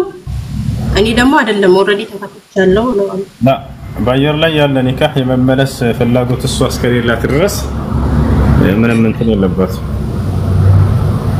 ስለዚህ 2-3 የሚባል ነገር የለም ኦሬዲ አውርዶታል ረጃዕቱ ብሎ ሂሳብ የለም ነገር ግን አንቺ የመመለስ ፈቃድ ካለሽ እንደ አዲስ ኒካህ ማሰር ነው የሚመለሰው አንቺ ካልፈለግሽ ግን خلاص ምንም ረጃዕቱ ማለት እድል ስለሌለው ምንም የለብኝም ማለት ነው ረጃዕቱ ማለት አይችልም የዒዳ ጊዜ የለብሽም የዒዳ ጊዜ ቢኖር ነበር ረጃዕቱ ማለት ነው ይችላል የዒዳ ጊዜ እንደሌለሽ ማስረጃ ከተባለ ሱረቱል አሕዛብ ላይ አላህ ሱብሓነሁ ወተዓላ ሲናገር يا أيها الذين آمنوا إذا نكحتم المؤمنات ثم طلقتموهن من قبل أن تمسوهن فما لكم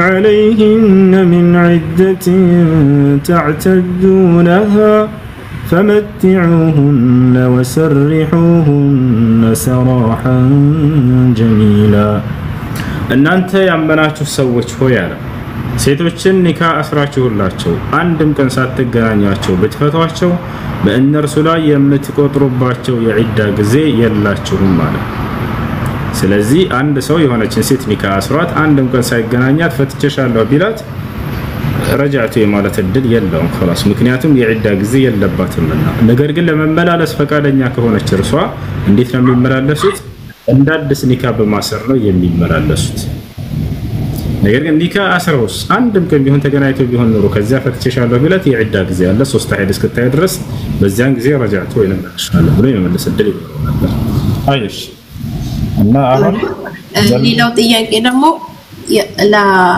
ለአባቴ ማዘር ቢያንስ በተወሰነ ጊዜ ቁርአን ታስቀራላታለች አላህ ይርሐመውና ያ ነገር ትክክል ነው የሆነ በህልም ምናምን ካየችው ለሞተ ሰው ቁርአን አስቀሩ የሚል የለም አንዳንድ ዑለሞች ሁሉንም መልካም ስራ መስራት ይችላል ብለው የተናገሩ አሉ ነገር ግን ያ ስተታው ማስረጃ የለውም እሺ ጨርሰሻል ጀዛከላህ እሺ ልጅ ያሬድ ናግባ ልከልሃለሁ እሺ ኮሜንት ላይ የጻፍከውን እዚህ ገብተህ ተናገረው ወንድ ልጅ ነው ምን ለማትል ተስፋ የለኝም እርግጠኛ ነኝ ናግባ يلا تعال ናግባ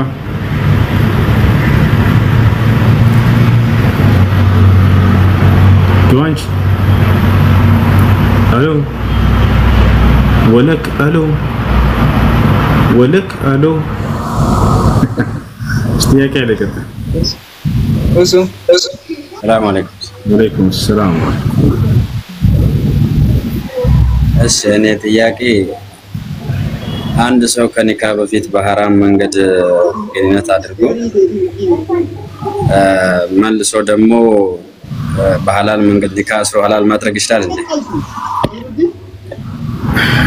ከዚያ ከግንኙነት በኋላ የሚቆየት የቆይታ ጊዜ አለ ሁለተኛ ተውበት ማድረግ አለባቸው አንደኛ ተውበት ያደርጋሉ ወደ አላህ Subhanahu Wa Ta'ala ከዚያ የሚቆየት ቆይታ ጊዜ በዑለሞች መካከል ኺላፍ አለ ሁለት ሐሳብ አለ ግማሽ ዑለሞች 3 ሐይድ መጠበቅ አለባት ይላሉ ሌሎች አንድ ሐይድ ትክክለኛው አንድ ሐይድ የሚለው ነው ምክንያቱም የዒዳ ጊዜን አስመልክቶ ነው 3 ሐይድ ተጠብቅ የሚል በቁርአን ላይ የተቀመጠው والمطلقات يتربصن بأنفسهن 3 قروء ያለው አንድ ሴት አግብታ ተፈታ ከዚያ ሌላ 3 ሐይድ እስክታይ ድረስ ተጠብቅ የተባለው ባለ ትዳርና የተፈታችን ሴት አስመልክቶ የተቀመጠ የዒዳ ጊዜ ነው ትዳር የሌላት ሴት ግን የዒዳ ጊዜ አለባት ወይ ላ በቁርአን በሐዲስም እንደዛ ምን የለባትም ነገር ግን በዚያ በመጀመሪያ ባደረጉ ግንኙነት እርግዝና መከሰቱና ለመከሰቱን ሊያረጋግጥልን የሚችል አንድ ሐይድ ማየት አለባት ያ ሐይድ መጣ ማለት እርግዝና ለመከሰቱን ያረጋግጥልናል ወታቻል ሐይድ በዚያው ከቀረ እርግዝና ተከስቷል እርግዝና ከተከሰተ ኒካሁን ማሰር አይቻልም እስክትወልድ ድረስ መጠበቅ አለባቸው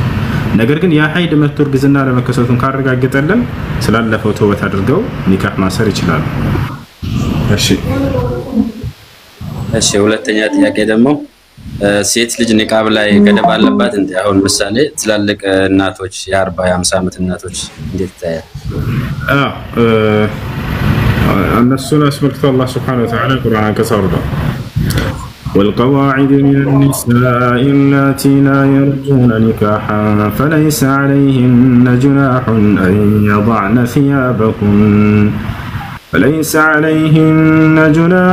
أن يضعن ثيابهن غير متبرجات بزينة وأن يستعففن خير لهن والله سميع عليم والقواعد من النساء التي لا يرجون نكاحا نزاق بتشان يما يكجلوا يهونوا يسيت አይነቶችን በእነርሱ ላይ የሚመለከታቸው ህግ ይላል ጋብቻን የማይከጅሉ ወይንም ግንኙነት የሚባል ነገር ከወንድ ጋር የማያስቡ ይሆኑ ማለት እድሜያቸው በጣም የገፋ አሮጊቶች ሴቶች ማለት ነው فليس عليهن جناح أن يضعن ثيابهن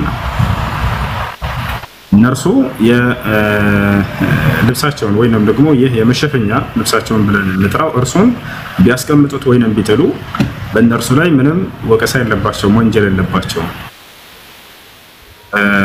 غير متبرجات يعني የተገላለጡ ሳይሆኑ ያለ ይናገር አላህ Subhanahu Wa Ta'ala ያንን ይፍታው ላይ የሚኖረውን ማለት ነው وأن يستعففن خير لهن ለቀጥሎ ቢጠበቁ ግን ለእነርሱ መልካም ነው አለ ምንም ቢቆጠቡ መልካም ነው ብሎ ተናግሯል አላህ Subhanahu Wa Ta'ala ለዚህም ነው በነብያችን ሰለላሁ ዐለይሂ ወሰለም ዘመን ከነበሩ ትላልቅ አሮጊቶች ሴቶች መካከል አንዷን አንድ ሱሐባ መጣና ጠየቃት እናታችን ሆይ በርሶ ላይ እኮ እንደዚህ እድሜያችሁ ከገፋ መገለጥ ትችላላችሁ ምናምን ብሎ ተነግሮላችኋል وأن يستعففن خير لهن ብሎ ለምኮ ልጅ ይቀጥሉ አለችው እና ስለዚህ መገለጥ አልፈልግም ብላ ተናገረች ቢቆጠቡም ለእነርሱ መልካም ነው ብሏል ያን ከተናገረ በኋላ ስለዚህ እኔ استعفاف ፈልጋለሁኝና ልገለጠው አልችልም ብላ ተናግራለች ይባላል እና ሐቀላቸው እድሜያቸው የገፋ ከሆነ ነገር ግን በዛው ቢቀጥሉበት እስከ ህይወታቸው ፍጻሜ ድረስ መልካም ነው እሺ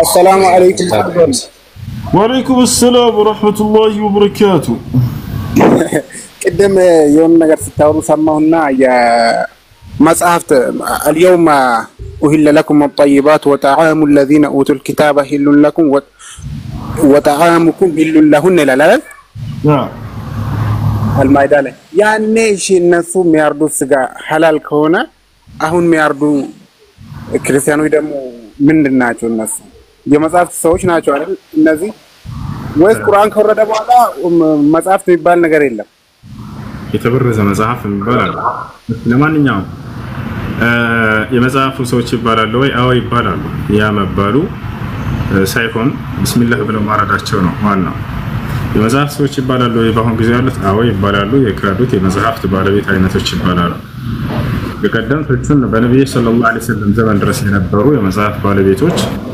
እውነተኛ የመጨረሻ ዘመን ነብይ ይመጣል ብለው ሲተባበቁ የነበሩ አሉ እነዚያን መልካም አህለል ኪታብ ብለው አላህ ጠርቷቸው አንታል ጠብቀው የመጨረሻውን ዘመን ነብይ ሲጠብቁ ስለነበር በተቀበሉ ጊዜ ዛኔ አልከዋል እነሱ ከዚያ በኋላ መልካም አህለል ኪታብ የሚባል ነገር የለም من أهل الكتاب أمة قائمة ብሎ አላህ የገለጻቸው እነሱ ነው ከመጽሐፍ ባለቤት በእኔ ተዛዛሉ አሉ ብሎ ይናገራል ስለዚህ የእርሳቸውን ነብይነት ተቀበል የሚያለ ሁሉ ከሃዲ ይሆናል አህለል ኪታብ አይነት ነው ስለዚህ እነዚህን ከመልካሞች አህለል ኪታብ ናቸው ማለት አይደለም ነገር ግን ስጋቸውን በተመለከተ ቢስሚላህ ብለው እስካረዱ ድረስ የተፈቀደ ነው አላህ Subhanahu Wa Ta'ala ይሄን ፈቅዶታል ቢስሚላህ ብለው ካረዱ ባዝም ያሉ ክርስቲያኖች ቢስሚላህ ብለው ያርዳሉ ወይ አገራችን ላይ ያሉ ክርስቲያኖች አያርዱ አብረን እየኖር ስለሆነ እናውቃለን በአላህ ስም ብለው ያርዱ ቢስሚላህ ብለው አያርዱ ስለዚህ አይበላም ባጭሩ ቢስሚላህ ብለው ባርዱ ይበላል በነብዩ ሰለላሁ ዐለይሂ ወሰለም ዘመን ታዲያ ነብዩ ሰለላሁ ዐለይሂ ወሰለም የአይሁድ ስጋ በልተው የለ እንዴ ካላችሁ አዎ አይሁዶች እስካሁን ድረስ የአምላክን ስም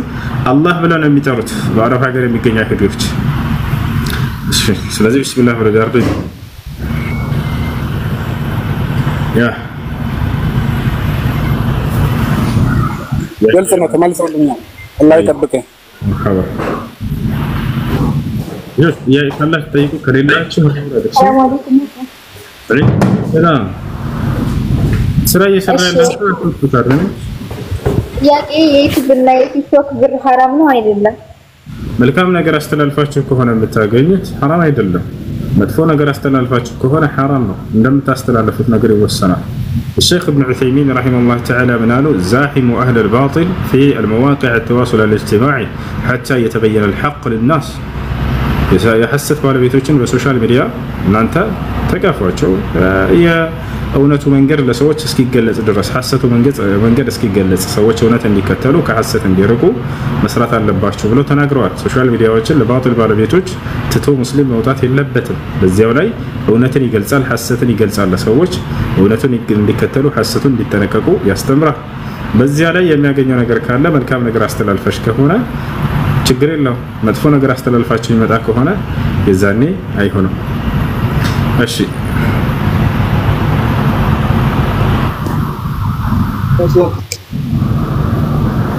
እሺ ለራኛ ጥያቄ ማለኝ ነው። እሺ ከዚህ ብር ላይ እኮ ሰደቃ ማውጣት እንችላለን። አሁን እኮ እየሰራኝ ያለው ሲጋራ ምናምን እየሰራኝ እሺ ከዚህ ብር ሰደቃ ማውጣት እንችላለን። አላህ Subhanahu Wa Ta'ala ተውበት አድርግ። ወደ ሰደቃ ማውጣት አይቻልም። ወደ አላህ ተውበት አድርግና ከዚህ ስራ ለመልቀቅና ለመቀየር ሞክር። እሺ ከዚያ በኋላ ተውበት ካደረገ የሐራም ገንዘብ ምን እናድርገው ተብለው ዑለሞች ተጠይቀው እንዳትጠቀሙት ለተቸገረ ሰው ካለ የማያገኝ ሰው ካለ ለዚያ አሳልፋችሁ ስጡት እንጂ ብለው ተናግረዋል። ሰውየው ግን ከዚያ ውጭ ሌላ ከሌለው ያን ከሰጠ ባዶ የሚቀርስ ከሆነ ምንም አይኖር የዛኔ ተውበት አድርጎ ያን ገንዘብ ይጠቀም።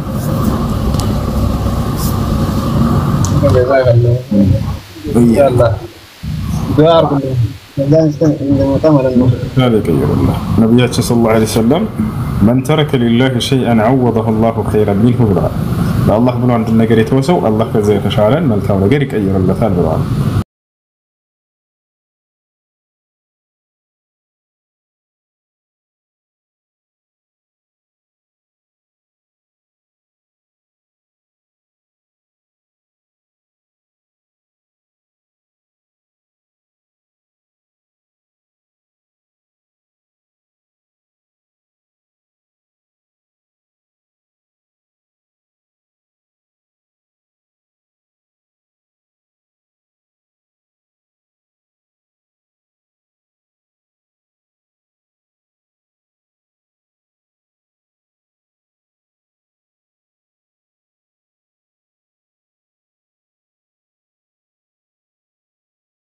ክፍል ሊያገባሽ የማይችል ለምሳሌ አባትሽ፣ አያትሽ፣ ወንድምሽ፣ አጎትሽ ልክ እንዲሁ ደግሞ ባልሽ ካለ ጥሩ አብራችሁ ትሄዳላችሁ፣ ሐጅ ታደርጋላችሁ።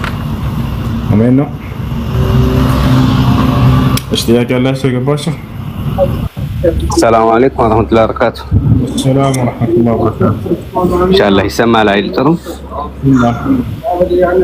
እሱ እንዴት ነህ? እኔ ትንሽ ስለ እንትን ነው ምን ለመናገር የፈለኩት ወይም ጥያቄ ስለዚህ ሩቅያ ምናምን ቁርአን የሚቀራ ነገር አንድ ምን አለ መሰለ በብዛት አሁን የምናየው ነገር አጅነቢ ወንድ ከሴት ጋር ቁርአን ይቀራል። የተጨባጭ ነገር ባናይም ብዙ ነገር እንሰማለን ማለት ነው።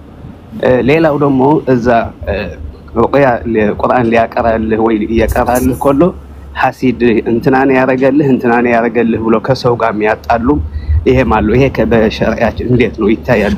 ይሄን ልትመልስ። እሺ በዚህ ጊዜ እየተከሰቱ ያሉ በጣም ታላላቅ ፊትናዎች መካከል በቤተሰብ መካከል፣ በጓደኞች መካከል፣ በጎረቤቶች መካከል አንድ ሰው ቁርአን ይቀራና የታመመ ሰው ላይ ከዚያ በኋላ የሚቀራው ሰው ውስጥ ያለው ጅን የሚናገረው ንግግር አምኖ ትክክል ነው ብሎ ተቀብሎ ሰዎች መካከል የሚፈጥሩ ሰዎች ችግርን የሚፈጥሩ ሰዎች አንደኛ ያ ጅን ሊታመን አይገባም። لأنه فاسق والفاسق لا تقبل خبره إلا بعد بينة أو تبين بقوله سبحانه وتعالى يا أيها الذين آمنوا إن جاءكم فاسق بنبأ فتبينوا ስለዚህ ፋሲክ የሆነ ሰው ከአላህ Subhanahu Wa Ta'ala ያመፀ አካል የሆነን ወሬ ይዞላችሁ ቢመጣ ሳታረጋግጡ መቀበል ተገቢ አይደለም። ይሄ ጅን ፋሲክ ነው። እንዴት አምኖ ተቀበለው ይሄ ሰውዬ? ጭራሽ ያንን ይቀራና ጅኑ የሚናገረው ነገር ለቤተሰብ ሂዶ አከሌ ነው ያስደረገባት ይላል። የጅኑን ንግግር መሰረት አድርጎ ማለት ነው። ይሄ ተገቢ አይደለም። ቁርአን የምትቀሩ ሰዎች፣ የታመሙ ሰዎች ላይ እባካችሁ ስትቀሩ ጊዜ የቤተሰብ አንድ ክፍል ቤት ውስጥ እንዳይኖር እነሱን አስወጡና መቅራት የሚችሉ ሰዎች ካሉ ሌሎች ይግቡ። ምናልባት ከቤተሰቦቻቸው እንደው በዲን ላይ አወቅ ያደረገ ሰው ካለ እሱን አስረዱትና ምናልባት ጅኑ የሚናገረው ንግግር እንዳትቀበል እንዳትይዝ ያ ነገር ትክክል ላይሆን ይችላል ብላችሁ አሳውቃችሁት ከሸሪዓ አንፃር ያለውን አቋም እዛ ቁጭ ብሎ ያንን ሊከታተልና ሊያዳምጥ ይችላል። ከዛ ውጭ ግን ጅኑ ላይ የቀራችሁትን ነገር ጅኑ የተናገረውን አምኖ መቀበል ተገቢ አይደለም። እሺ ሻሃዳ መያዝ ይፈልጋል ለምትሉ ልጆች አድሚኖች አስገቡት።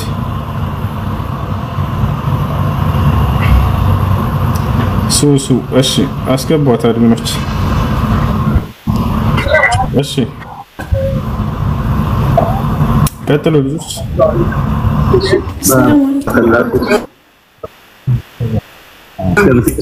እስከምትገባ ሁለተኛ ጥያቄ ልጠይቅ። ሁለተኛ ጥያቄ ሶላቱል ሰህዊያ ሶላት ስናጎድልም ስንጨምርም እንዴት ያለ የሶላት ሸርጥ ወይም ደግሞ እንዴት ሶላቱ ምኑ ላይ ስናጎድል ነው በሶላት ሱጁድ በሶላቱል ሰህዊ የሚጠገነው ማለት ነው? ስናጎድል እንዴት እናደርጋለን? ስንጨምርስ እንዴት እናደርጋለን? ትንሽ አማርኛው ትንሽ አስቸጋሪ ነው፣ የኤርትራ ልጅ ስለሆንኩ ነው። ሶሪ። ሱጁድ ሰህው የሚያስፈልገን ሶላቱ ላይ ምን ችግር ስንፈጥር ነው የሚል ነው። በመጀመሪያ አስባብ ሱጁድ ሰህው ثلاثه ሱጁድ ሰህው እንድናደርግ የሚያስገድዱን ምክንያቶች ሶስት ናቸው። الزيادة والنقص والشك በሶላት ተግባር ላይ ጨምረህ ከሆነ ወይንም ከሶላት ተግባር ቀንሰህ ከሆነ ወይንም በሶላት ተግባር ውስጥ ተጠራጥረህ ከሆነ ይሄ ነው። في حالة الزيادة يكون سجود السهو بعد التسليم، أما في حالة النقص وفي حالة الشك يكون سجود السهو قبل التسليم። ይሄ ነው። በሶላት ተግባር ላይ ጨምረህ ከሆነ ስጁድ ሰህው የሚሆነው ከአሰላምትክ በኋላ ነው። ከሶላት ተግባር ቀንሰህ ወይንም ተጠራጥረህ ከሆነ ግን ስጁድ ሰህው የሚሆነው ከማሰላመትህ በፊት ነው። እሺ ስጁድ ሰህው የሚያስፈልጋቸው ሁሉም የሶላት ተግባራቶች ናቸው ወይ? ምክንያቱም ሶላት አርካን አለው፣ ዋጅባት አለው፣ ሱነን አለው። ስጁድ ሰህው የሚያስፈልገው ዋጅባት ሶላት እና አርካን ሶላት ናቸው። ዋጅባት ሶላት የረሳኸውን ነገር የግዴታ መምጣት አለበት። ይቅርታ አርካን ሶላት ከሆነ የተረሳው ሩክን መምጣት አለበት። ስጁድ ሰህው ብቻውን ይጠግነዋል ወይ? አይጠግነውም። ስጁድ ሰህው ብቻውን አይጠግነውም። የተረሳው ሩክን ይመጣል፣ ከዛ ስጁድ ሰህው ያስፈልገዋል። ልክ እንዲሁ ሁለተኛ ደግሞ ምንድነው ዋጅባት ሶላት ከሆነ ደግሞ ምን ያስፈልጋል? ስጁድ ሰህው ብቻ ነው የሚያስፈልገው። አርገንትን ያንን የረሳውን ነገር ማምጣት አይጠበቅብህም፣ ችግር የለውም። ከዋጅባት ሶላት መካከል ለምሳሌ የመጀመሪያው ተህያ ሰውየው ዙሁርን 2 ረካዓ ሰግዶ ልክ ሶስተኛ ማነው ተህያቱን መቀመጥ ሲገባው ረስቶ ቆመ። ሶስተኛው ረካዓ ጀምሮ ምናምን የሰውዬ ትዝ አለው መጨረሻ ላይ የግዴታ የረሳውን ሩክን የመጀመሪያው ተህያ ማምጣት አለበት ወይ? አላህ አይጠበቅበትም። سجود السهو ብቻ ይጠግነዋል። إذا كان واجب من واجبات الصلاة يجبر بسجود السهو فقط، بسجود السهو ብቻ ይጠገናል። እሺ ሌላኛው ምን ቀረ? ሱነን ሶላት በሶላት ውስጥ የሚፈጸሙ ሱና ተግባራቶች እነዚህ ስጁድ ሰህው ያስፈልጋቸዋል ወይ? አያስፈልጋቸውም። ለምሳሌ قراءة القرآن بعد سورة الفاتحة كسورة الفاتحة بوهلا ليلا قرآن ጨምረን የምንቀራው እሱ ከሱነን ሶላት ነው። ይሄን የረሳ ሰው የግዴታ እንደገና ማምጣት አለበት? لا ስጁድ ሰህው ማምጣት አለበት? لا የለበትም። እሺ ይሄን ይመስላል። ባረከላሁ ጀዛከላሁ ኸይር። መርሐባ። السلام عليكم ورحمة الله. وعليكم السلام ورحمة الله وبركاته. መስለም የምትፈልገው ልጅ ፕራይቬት ሆኖ ብቻ መሰለኝ ሴቲንግ ውስጥ ገብተሽ አስተካክዩና ገቢ። እሺ አንደኛው ጥያቄ ኦዱ ካደረገን በኋላ ምናልባት ጥፍራችንን ብንቆረጥና ደም ትንሽ የደም እንኳን ቢወጣን እንትን ነው ዱዓችን ይበላሻል ወይ? ደም ነጃሳ መሆኑ ምንም ጥርጥር የለም። በዕለሞች መካከል ኺላፍ ቢኖረውም ትክክለኛው ግን ይነጅሳል የሚለው ነው። ሼኽ ኢብኑ ዑሰይሚን እነ المؤمن لا ينجس የሚለውን ሐዲስ ይዘው ሙስሊም አይነጅስም የሚለውን ይዘው ደግሞ ራሱ አይነጅስም የሚለው አቋም አላቸው። ነገር ግን ከኺላፍ ለመውጣት ሲባል ይነጅሳል በሚለው እንያዘው። ስለዚህ ያን የነካው ሰው ምን ማድረግ አለበት? ውዱ ያጠፋል ወይ ምናምን ከተባለ እሱ ከብልትና ከመጸዳጃ ቦታ ከሁለቱ የወጣ ከሆነ ነው ሁሉም እስቲንጃም ሊያጠፋ የሚችለው በአጠቃላይ እንጂ ከሌላው የወጣን ማጽዳትና ማጠብ ብቻ በቂ ነው። ከሁለቱ ከመጸዳጃ ቦታዎች ከወጣ ግን ነጃሳ ከሚወጣበት ቦታ ላይ ከሆነ ደግሞ የወጣው የዛኔ ውዱን ያጠፋል። ከዚያች ከሆነ ግን ያንን ማጠብ ብቻ በቂ ነው። እሺ ጥፍርን ብቻ በመቆረጥ ሳደም ባይወጣ ውዱ ያጠፋል? አይደለም።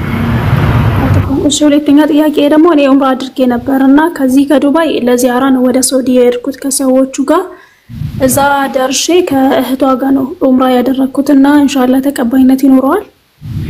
ነብያችን ሰለላሁ ዐለይሂ ወሰለም لا تسافر المرأة تؤمن بالله واليوم الآخر مسيرة يوم مع ليلته إلا مع ذي محرم ብለዋል። በአላህ እና በመጨረሻው ቀን የምታምን የሆነች ሙስሊም ሴት አንድ ቀን ከነሌሊቱ ወይንም 80 ኪሎ ሜትርና ከዚያ በላይ ርቀት ያለውን ጉዞ ያለ መህረም ያለ ዘመድ ብቻዋን ልትጓዝ አትችልም ብለዋል። ኢብኑ ዑሰይሚን ይህንን ሐዲስ ተካልፋ የሄደች ሴት በምታደርገው ተቀባይነት የለውም ብለው ቃል በቃል ይናገራሉ። ስለዚህ ከዚህ በላይ የሆነ ከ80 ኪሎ ሜትር በላይ ርቀት የሆነ ከሆነ ከዱባይ እስከ ሳውዲ ያለምንም ጥርጥር ከዚያ በላይ ነው። ስለዚህ ከመህረም ጋር ነበር መሄድ አለባችሁ። ባልሽ ካለ ከባልሽ ጋር ልክ እንዲሁ ደግሞ ወንድምሽ ካለ አጎትሽ ካለ አባትሽ ካለ አያትሽ ካለ ከነዚህ ጋር ከአንድ ጋር። ሶስተኛ ጥያቄ ጀዛከላ። ሶስተኛ ጥያቄ ዘካተል ማልን ለአንድ ሰው ነው መስጠት የሚቻለው ወይስ ማከፋፈል የተሻለ ነው? ማከፋፈል ትችላላችሁ። ለአንድም ሰው ብትሰጡ ችግር የለውም። ነገር ግን እንደ ሁኔታው ይወሰን ይሄ ነገር። በዛ አካባቢ ያሉ ሰዎች ጥሩ ህይወት ያላቸው ከሆኑ አንድ ብቻ የተቸገረ ካለ ለዚያ ሰው ይሰጥ። በዛ አካባቢ ያሉ ሰዎች በጣም የተቸገሩ ከሆነ ሁሉ እንደሚያብቃቃቸው ያክል ለነዚያ የዛኔ ነብዙ ያ እሺ። አሰላሙ አለይኩም ወራህመቱላሂ ወበረካቱ። ወአለይኩም ሰላም ወራህመቱላሂ ወበረካቱ። ሁሴን ጀዛከላ ጥያቄ ነበረኝ። እኔ እንትን እዚህ አጠገቤ ማለት ነው የምኖርበት አፓርታማ ፊት ለፊት መስጂድ አለ አጠገቤ ነው እና ግን የቱርኮች መስጂድ ነው እና ሰላት ከነሱ ጋር መስገድ በጣም አስቸጋሪ ነው ለኔ። ማለት ፋቲሃ በቃ በምን አይነት ፍጥነት ቀርተው እንደሚጨርሱ አላውቅም። እኔ ገና 2 አያ ሲቀራ ነው እነሱ ሩኩ የሚወርዱት። እና የሆነ ሐዲስ አለ ነብያችን ሰለላሁ ዐለይሂ ወሰለም ለወንድ ልጅ መስጂድ ዋጅብ ነው የሚል ሐዲስ። በቃ እኔ ከነሱ ጋር ባልሰግድ ይሻለኛል ብዬ እየወሰንኩኝ ነው። እቤት ከባለቤቴ ጋር በሰግድ ይሻለኛል ብዬ እየወሰንኩ አንዳንድ ጊዜ ተቀራለሁ። ጀማ አልሄድም። ለምን ምንም በቃ አልሰግድም ከነሱ ጋር ፍጥነታቸውን አልችለውም። እሺ ከኢማም ከሚያሰግድ ሰው መስፈርቶች መካከል አንደኛው ምንድነው? የሶላት መስፈርቶችን መጠበቅ አለበት። የሶላት አርካኖችን መጠበቅ አለበት። አርካኑ ሶላት ስንት ናቸው? 14 ናቸው። እነዚህ አንድ ሁሉ ከሆነ ሶላቱ ውድቅ ይሆንበታል። ከአርካኑ ሶላት መካከል አንደኛው ምንድነው? አጥማኒና في اداء جميع الاركان የሶላትን ሁሉም ማዕዘናቶችን በሚሰራ ጊዜ አንድ ሰው ረጋ ብሎ መስራት አለበት። ጡማኒና ከሌለው ሶላቱ ውድቅ ይሆንበታል። መረጋጋት ከሌለው ሶላቱ ውድቅ ይሆናል። በነቢያችን ሰለላሁ ዐለይሂ ወሰለም ጊዜ አንድ ሰው መጣና ሶላት አልፎት ነበር። እርሳቸው ባሉበት መስጂድ ውስጥ ይሰግዳል። ነቢያችን ሰለላሁ ዐለይሂ ወሰለም እያዩት ነበር። ይሄን ሰው በጣም ፈጥኖ ሰግዶ መጣ። ሰላም አለይከ ያ ረሱላህ አላቸው። ወአለይኩም ሰላም ሶሊ ፈኢነከ ለም ትሶሊ አሉት። አለይኩም ሰላም ካሉት በኋላ እንደገና ተመልሰህ ስገድ አልሰገድክም አሉት። ከዚያ በኋላ አሁንም ተመለሰና አሁንም ሰግዶ መጣ። ሰላም አለይከ ያ ረሱላህ አላቸው። ወአለይኩም ሰላም ሶሊ ፈኢነከ ለም ትሶሊ አሉት። አልሰገድክም እንደገና ተመልሰህ ስገድ አሉት። አሁንም ሶስተኛ መጣ። ሰላም አለይኩም ያ ረሱላህ አላቸው። ሰግዶ ከጨረሰ በኋላ ወአለይኩም ሰላም ሶሊ ፈኢነከ ለም ትሶሊ አሉት።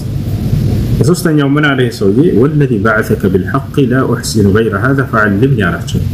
በዚያ በእውነት በላከህ በአላህ ስም እምላለሁኝ ከዚህ የበለጠ አሳምሬ መስገድ አላውቅም፣ እባክዎትን ያስተምሩኝ አላቸው። ነቢያችን ሰለላሁ ዐለይሂ ወሰለም ስህተቱን ነገሩት። ስህተቱ አንድ ነበር። እርሱም ምንድነው? ከልክ በላይ ሶላቱን ፈጥኖ መስገድ ነበር። በዚህም ምክንያት ሶላቱን አልሰገድክም ብለውታል። ስለዚህ ከዚህ የምንረዳው ምንድነው? አንድ ሰው ሶላቱን በሚሰግድ ጊዜ ረጋ ብሎ መስገድ አለበት። ከልክ በላይ ከፈጠነ ሶላቱ ተቀባይነት አይኖረውም። አስከትለው ነቢያችን ሰለላሁ ዐለይሂ ወሰለም እጅግ በጣም አደገኛ የሆነ ሐዲስ ተናገሩ። ቃለ ነብዩ ሰለላሁ ዐለይሂ ወሰለም ወቀድ የእቲ الرجل يوم القيامة صلى 60 سنة لم تقبل له صلاة كما قال النبي صلى الله عليه وسلم ምናልባትም የትንሣኤ ቀን አንዳንድ ሰዎች ይመጣሉ አሉ። ለ60 ዓመት ያክል ሶላትን ሰግደዋል። ነገር ግን የአንዲት ሶላት እንኳን ተቀባይነትን ሳያገኙ ነው የሚመጡት አሉ። አስቡት 60 ዓመት ሰግዷል፣ ነገር ግን አንድም ቀን ሶላት ተቀባይነት አላገኘም። ምክንያቱም ምን እንደሆነ ቀጥለው ሲናገሩ ምን አሉ? ولعله يتم ركوعها ولا يتم سجودها ولعله يتم سجودها ولا يتم ركوعها ምናልባትም ይሄ ሰው ሩኩዑን አሟልቶ ፈጽሞ ስጁዱን አሟላ አፍጥኖ አልፎት ሊሆን ይችላል። ምናልባትም ደግሞ ወይ ስጁዱን አሟልቶ ሩኩዑን አፍጥኖ አልፎት ሊሆን ይችላል። ስለዚህ ረጋ አለ ማለት ሶላትን በምትሰግድ ጊዜ ሶላትን ያበላሽ እንደሚችል ከዚህ እንረዳለን ማለት ነው። ስለዚህ ያ ኢማም ይሄን መስፈርት የሚያሟላ ከሆነ ምን ማድረግ ነው ያለብን? እዛ ከቦታ ላይ ያንን መቀየር ከተቻለ ኢማሙን መቀየር የሚቻል ከሆነ መልካም ቦታች አለ አይደል? እናንተ ግን የመቀየር ስልጣኑ ከሌላችሁ አሁን መቀየር ያን ኢማም ተከትላችሁ አትስገዱ። ያን ኢማም ተከትላችሁ አትስገዱ። እሺ ለቢታላችሁ በዚህ ጊዜ ከሆነ ያኛው ሐዲስ ይዘኛል ወይ ብለህ ከሆነ አይዘም። ነብያችን ሰለላሁ ዐለይሂ ወሰለም የተናገሩት የፈራው ሐዲስ ምንድነው? من سمع النداء فلم يأتي إلى المسجد فلا صلاة له إلا من عذر والعذر هما المرض والخوف منه. የአዛን ድምጽ ሰምቶ ወደ መስጂድ በመሄድ ሶላት الجماعة ለሰገደ ሰው ቤቱ ቢሰግድ ሶላት የለውም ያለው አይዘም አንተ። ምክንያቱም መስጂድ ሄዶ እንዳትሰግድ አሳማኝ የሆነ ምክንያት አግኝተሃል። የአርካኑ ሶላትን ተግባራቶች ሊያሟላ የማይችል ኢማም ስለሆነ ማለት ነው። እሺ ሱሱ ጀዛኩሙላሁ ኸይረን ጀዛውስ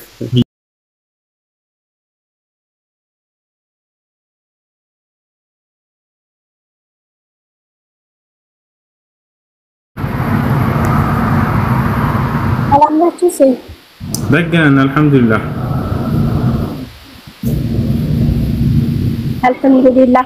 ጓደኛ የነበረች እዚህ ስሬና ሙስሊም ነበረች። እሺ ማይሳሳት የደም ተሳስታ ክርስቲያን ልጅ ነበረና እሱ ጋር በፍቅር ግንኙነት አድርጋ ያው ልጅም ወልዳለች። አሁን ወደ እስልምናዋ እንድትመለስ ፈልገን ነበረ። ምንድነው መስፈርቷ? ምንድነው የምታደርገው? ከምክር ጋር ሁሴን ነግረኝ። ሰላም እንዴት ነሽ?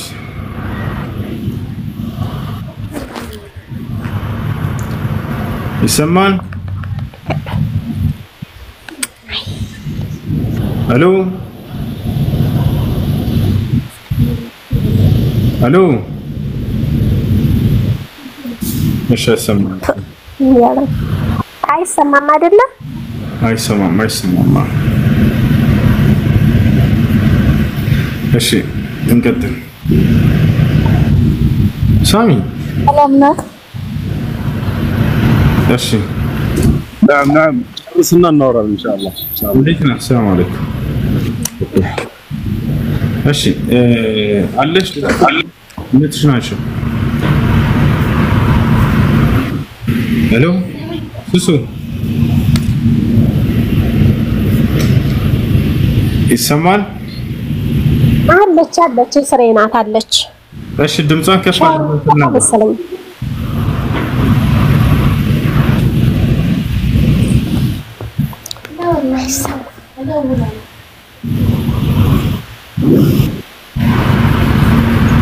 አይሰማም አይደለ?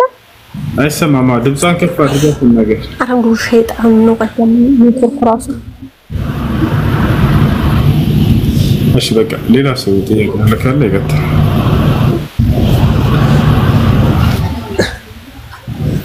ሰላም ነው? እሺ ሰላም ነው። እንዴት ነህ? ይሰማል አሁን? አልሐምዱሊላህ። ከተሰማ ድምጿን ከፍ አድርጋ ታናግረሽ። እሺ ቀጥል። አንድ ጥያቄ ነበር። አይሰማም ሸበካል ይሰማል አሁን ሱሱ?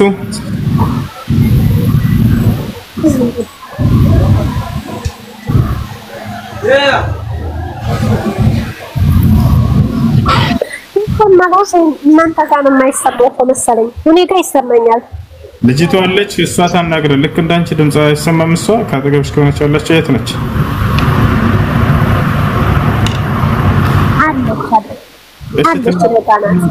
ትናገር። ሰላም እንዴት ነሽ?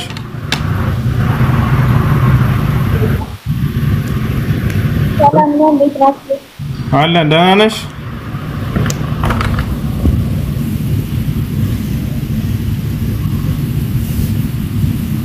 ሄሎ ደህና ናችሁ? አለን አልሐምዱሊላህ። እሺ ከእስልምና ወጥተሽ ነበር?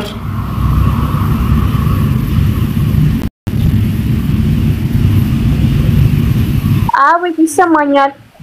ከእስልምና ወጥተሽ ነበር ልጅ ጋር በነበርሽበት ጊዜ? አዎ ወጥቼ ነበር በሰዓቱ ያው ተሳስቻለሁ። አይ የምለውን ቃል አብረሽ ይሄተልሽ በይ።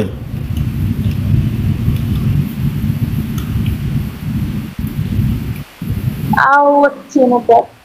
የምለውን ቃል አብረሽ ይሄተልሽ በይ።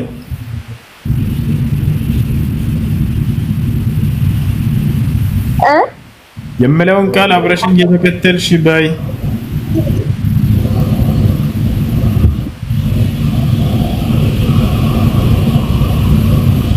أشهد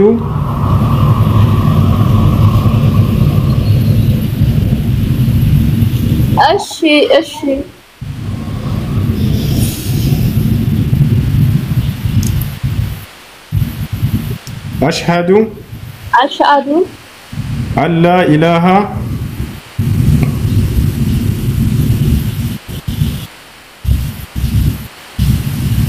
مسلم هنا ولا من مسلم؟ أشهد ما يدلهم يا رشا أن لا إله إلا الله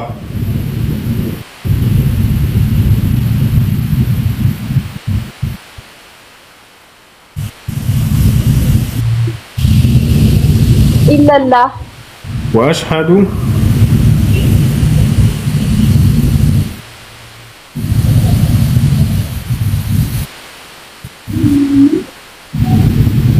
وأشهد أن محمدا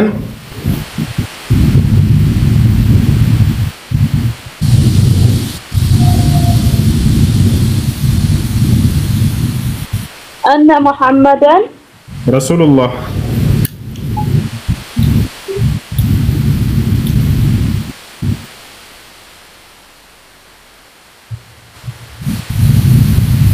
رسول الله طيب شهر سجي سوراتشن جمري እስላማዊ ትምህርቶችን የምትከታተይበትን መንገድ አመቻች። በአካባቢሽ መስጂድ ካለ ከሌለ ሶሻል ሚዲያ ላይ የሚሰጡ ዲናዊ ትምህርቶችን ተከታተይ። እሺ ከጓደኞችሽ ጋር መልካም ጓደኞችን ያዥ። መጀመሪያው እናንተ እንደዚህ ታሪክ አሉ ሴቶች ከዚያ በኋላ ካፊር ጋር ይከራከራሉ። ከዚያ በኋላ ጓደኛ ይይዛሉ። ከዛ ካፊር የሚፈልገውን ያክል ተጠቅመው ይለቃቸዋል። ከዚያ ለሱ ሲሉ ሃይማኖታቸውን ይቀይራሉ። ምንድነው ለዚህ ሁሉ ሲባሉ ፍቅር ነው ይላሉ። አረ ፍቅር ማለት ይሄ ነው? ለግል ስሜት ማደር ይሄ ነው ፍቅር? ይሄ ፍቅር አይደለም። ይሄ ፍቅር አይደለም። ማነው ስታው ያፈቅሯቸው የመሰላችሁ ከሆነ ሸውራቸው የሚፈልጉትን ያክል ተጠቅመው ይለቋቸው። ሌላ ነገር አይደለም። ጭራሽ እውነት መስሏቸው እውነታቸውን ይቀይራሉ። ማንኛውም ጥያቄ አለ ገጠች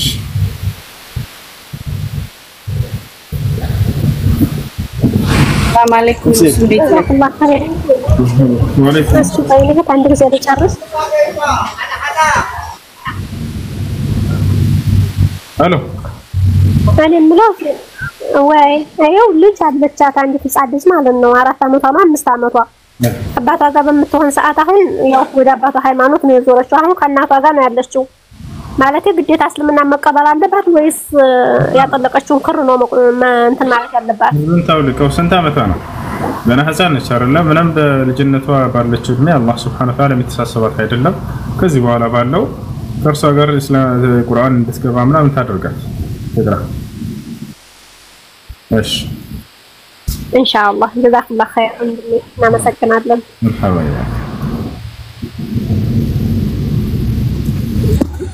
ሄሎ ውሱ ሰላም አንድ ልጅ ማለት ነው አንድ ወይም የክርስቲያን ወይም የሻዓ ልጅ የካሪ ሊሆን ይችላል እና ህፃኑ ከስንት አመት በኋላ ነው ሙስሊም አይደለም ተብሎ የሚፈረግ? ልጆቹ እናት አባት ካዲ ናቸው፣ ግን እሱ ህፃን ነው ምንም አያውቅም። እስከ ስንት አመት ነው ሙስሊም ነው የሚቀጥለው? እሺ ምን ታድርጉ? አይሰማም? ምን ታድርጋሽ? ጨርሳል? ሌላ ጥያቄ አለ? ሁለተኛ ደግሞ በኸሊፋዎች በአራቱ ኸሊፋ ጊዜ ያለ ነገር ቢዳ ይባላል። እነሱ ያመጡት ነገር ወራስ እሺ ምረብሽ ድምጽ ስላለ ታስወርዳለች። እሺ የመጀመሪያው አንድ ህፃን ልጅ ከሌላ እምነት ተከታይ የተወለደ ህፃን ልጅ የእርሱ እምነት ምን ተብሎ ነው የሚገለጸው? እስከ መቼ ድረስ? አንድ ከሌላ እምነት ተከታይ የተወለደ ልጅ በወላጆቹ ይጠጋል ወይ? ላ አይጠጋም። ካፊር ነው ማለት አንችልም። በዚያ ሁኔታ ላይ ቢሞትም ራሱ ካፊር ነው አይባልም። ምክንያቱም ያ ልጅ የሚያውቀው ነገር የለም። በቤተሰቦቹ አያዝም ከአላህ Subhanahu Wa Ta'ala ዘንድ ካፊር ነው ተብሎ አይገለጽም በፍጹም። ካፊር የሚባለው የአላህ ህግና ስርዓት በነብያት በኩል የመጣው ደርሶት የሚያስተውልበት የሚያገናዝብበት አይምሮ ኑሮት ያንን አገናዝቦ አይ ይሄን አልከተልም አልፈልግም ብሎ የካደ አካል ነው እንጂ ህፃናት ልጆችን አላህ Subhanahu Wa Ta'ala አስጠምቀዋቸዋልና በቃ እኔ አልሰማችሁም በዛው ካፈርናችሁ አይልም። ወተቻ ነብያችን ሰለላሁ ዐለይሂ ወሰለም ሐዲስ ላይ ሲናገሩ ምን አሉ? ወለዚ ነፍሱ ሙሐመድን ቢየዲህ إنه لا يسمع بأحد من هذه الأمة يهودي أو نصراني ثم لم يؤمن به بالذي أرسلت به إلا كان من أصحاب النار. نفسي بأجبه نشوف أملاكي بالله سم أمل علىهن يالو أني كتلاك كل التولد ما نم أيهود وينم كريستيان وينم يليلا من التكتل የእኔ ነብይነት ሰምቶ የተላኩበትን የነብያት መንገድ እስልምና ሰምቶ ያልተቀበለ የገሃነም እሳት ነው አሉ። ስለዚህ የእርሳቸውን ነብይነት የሰማና የተቀበለ አካል ማን ነው? ያልሰማና ያልተቀበለ አካል ምን ሊሆን አይችልም? ካፊር ሊሆን አይችልም፣ ወይንም ደግሞ የጀሃነም ሊሆን አይችልም። አያችሁ። ስለዚህ ይሄ ህፃን ላይ ሰምቷል ወይ የእርሳቸውን ነብይነት ስንል አልሰማም። የእርሳቸው መልእክት ደርሶታል ወይ አልደረሰውም? ገና የሚያውቀው ጉዳይ የለም። ይሄ ልጅ ቢሞት አላህ ወደ ጀሃነም ያስገባዋል? ላ ያስገባው አያስገባም። አያችሁ። ምክንያቱም ነብዩ ሰለላሁ ዐለይሂ ወሰለም የሰማ ብለዋል። ሐታ ህፃን ልጅ ሆኖ ብቻ ሆኖ አይደለም ልጆች ለምን ታባት አድርገው ይዘውታል። ከኔ ጋር መንቀሳቀስ አይችልም።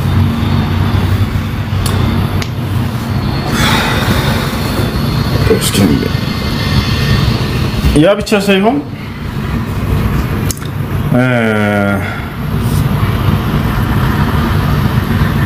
ለአቅመ አዳም ደርሶ ትልቅ ሆኖ ራሱ እና ጊዜው እስከ መቼ ድረስ ነው ከተባለ ለአቅመ ሔዋን እስኪደርሱ ድረስ ባለው ጊዜ ነው የሚያገናዝቡበት አይምሮ እስኪያገኙ ድረስ እዛ እድሜ ላይ እስኪደርሱ ድረስ ነው። ሁለተኛው ምንድነው? ትልቅ ሆኖ ምናልባት እድሜው የገፋ ሊሆን ይችላል። ስለ እስልምና በሚነገርበት አካባቢ ሊሆን ይችላል።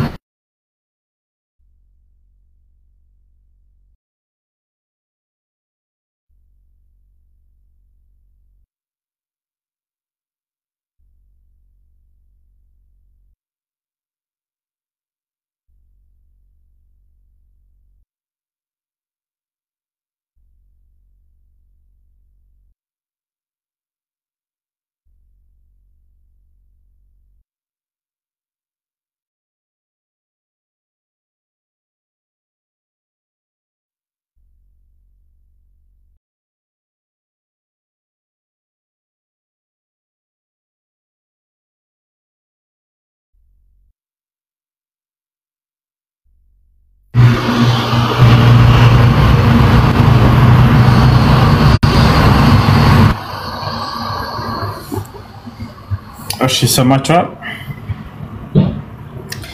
ለአቅመ አዳም ደርሶ ለአቅመ ሔዋን ደርሶ ትላልቅ ሆነው ራሱ ነገር ግን የአእምሮ ህመምተኛ ከሆኑ የነብዩ ሰለላሁ ዐለይሂ ወሰለም ትምህርት እስካልደረሳቸው ድረስ እነዚህ ሰዎችንም እንዲሁ የጀሃነም ናቸው ካዲዎች ናቸው ማለት አይቻልም። አንደኛው ይሄ ነው እና ለአቅመ አዳም የደረሱ ሲሆኑ ጊዜ ነው። ለአቅመ አዳም ሳይደርሱ ባሉበት በልጅነት እድሜያቸው ላይ የሚተንተኖች አይደሉም ካዲዎች ናቸው ተብለው እንትን ባለው አይደለም። ሌላኛው ነገር ምንድነው? ሁለተኛው ጥያቄ ምን ነበር? ማንም ያስታውሰው? የሰማ ሰው አለ? አራቱ ኸሊፋዎች ኦኬ፣ በአራቱ ኸሊፋዎች ዘመን የተሰራ ቢድዓ ነው ማለት እንችላለን ወይ ይላል።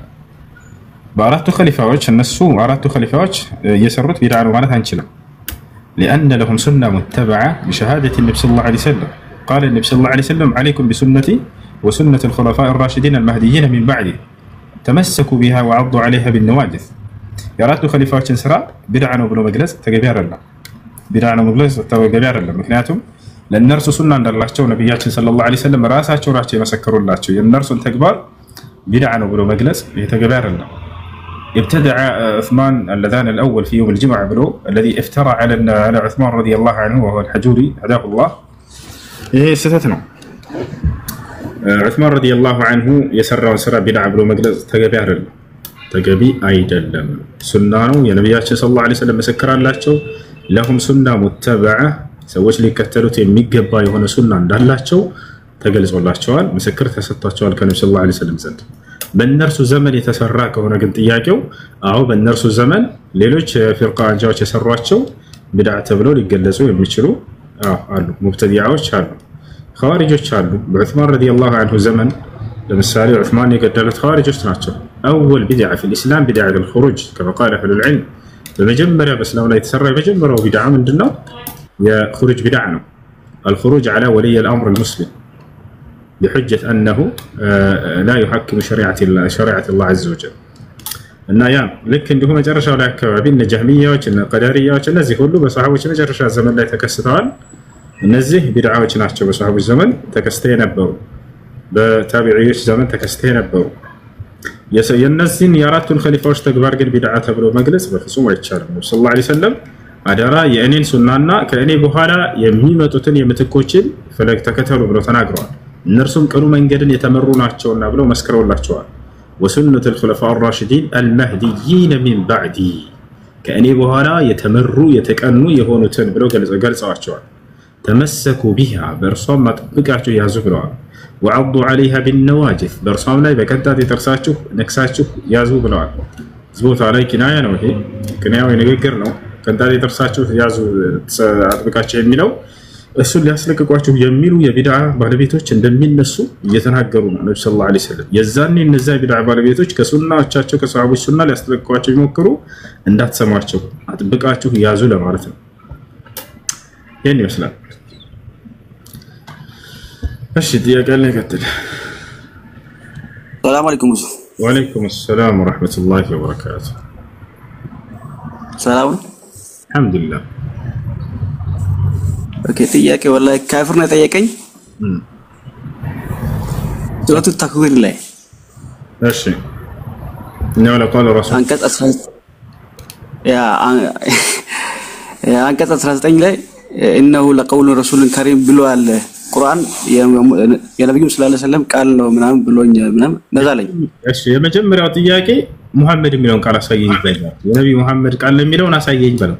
የለም መልእክተኛ ላይ እሱ ሌላ ነው። መልእክተኛ ተብሎ ባህር እንጂ የተገለጸው አከሌ ነው ተብሎ አልተገለጸም። እዛ ጋር መልእክተኛ ነው የሚለው ይልሃል አይደለ? አሃ ስለዚህ መልእክተኛ ማለት ምን ማለት ነው በለው ቀጥታ። መልእክተኛ ማለት መልእክትን ከሆነ አካል ተቀብሎ ወደ ሆነ አካል የሚያደርስ ነው ማለት ነው አይደለ? ኦኬ እንደዚያ ከሆነ ስለዚህ ይህ መልእክተኛ ንግግሩን ከማን ነው ያመጣው በለው። ለማንስ ነው የሰጠው በለው። እዚህ ጋር መልእክተኛ የተባለው መልአኩ ጅብሪል አለይሂ ሰላም ነው። በርግጥ ወረድ ብሎ ባህሩን ይገልጸዋል። إنه لقول رسول كريم ذي قوة عند ذي العرش مكين مطاع ثم أمين يالا ينكرل سلا جبريل ነው። ታዲያ ይህ ጅብሪል ከየት ነው ንግግሩን ያመጣው? መልእክተኛ እስከተባለ ድረስ መልእክት አድራሽ መሆኑን እየገለጸልን ነው። መልእክተኛ አድራሽ ሲባል መልእክተኛ ሲባል ጊዜ ያመጣበት አካል አለ፣ የሚያመጣው መልእክት አለ፣ የሚሰጠው መልእክተኛ ለሌላ የሚያስተላልፍለት አካል አለ። ስለዚህ መልእክተኛ የተላከ ማለት ነው። ከማን ነው የተላከው ብለህ ጠይቀው ጅብሪልን። ከአላህ ዘንድ ነው የተላከው። ምንድነው ከአላህ ዘንድ? ቁርአን። ለማን ነው የተላከው ይሄ ጅብሪል? ለነብዩ ሰለላሁ ዐለይሂ ወሰለም። ይሄን ሁሉ ማን ነው የሚፈታው? ራሱ ቁርአን ይፈታዋል። በሱረቱ ሹዓራ ቁጥር 192 ላይ ምን ይላል? ወኢነሁ ለተንዚሉ ረቢል ዓለሚን ነዘለ ቢሂ ሩሑል አሚን ዐላ ቀልቢከ ሊተኩነ ሚነል ሙንዚሪን አለ። ያው ላኪውንም መልእክቱንም ተላኪውንም ሁሉ ገለጸው እዚህ ጋር። ወኢነሁ ለተንዚሉ ረቢል ዓለሚን አለ። ወኢነሁ ሁ የቺ ወደ ማን ትመለሳለች? ወደ ቁርአን። ወኢነሁ አይ አነ ሀዘል ቁርአን ይህ ቁርአን ለተንዚሉ ረቢል ዓለሚን ከዓለማቱ ጌታ የተወረደ ነው አለ። ማን አወረደው?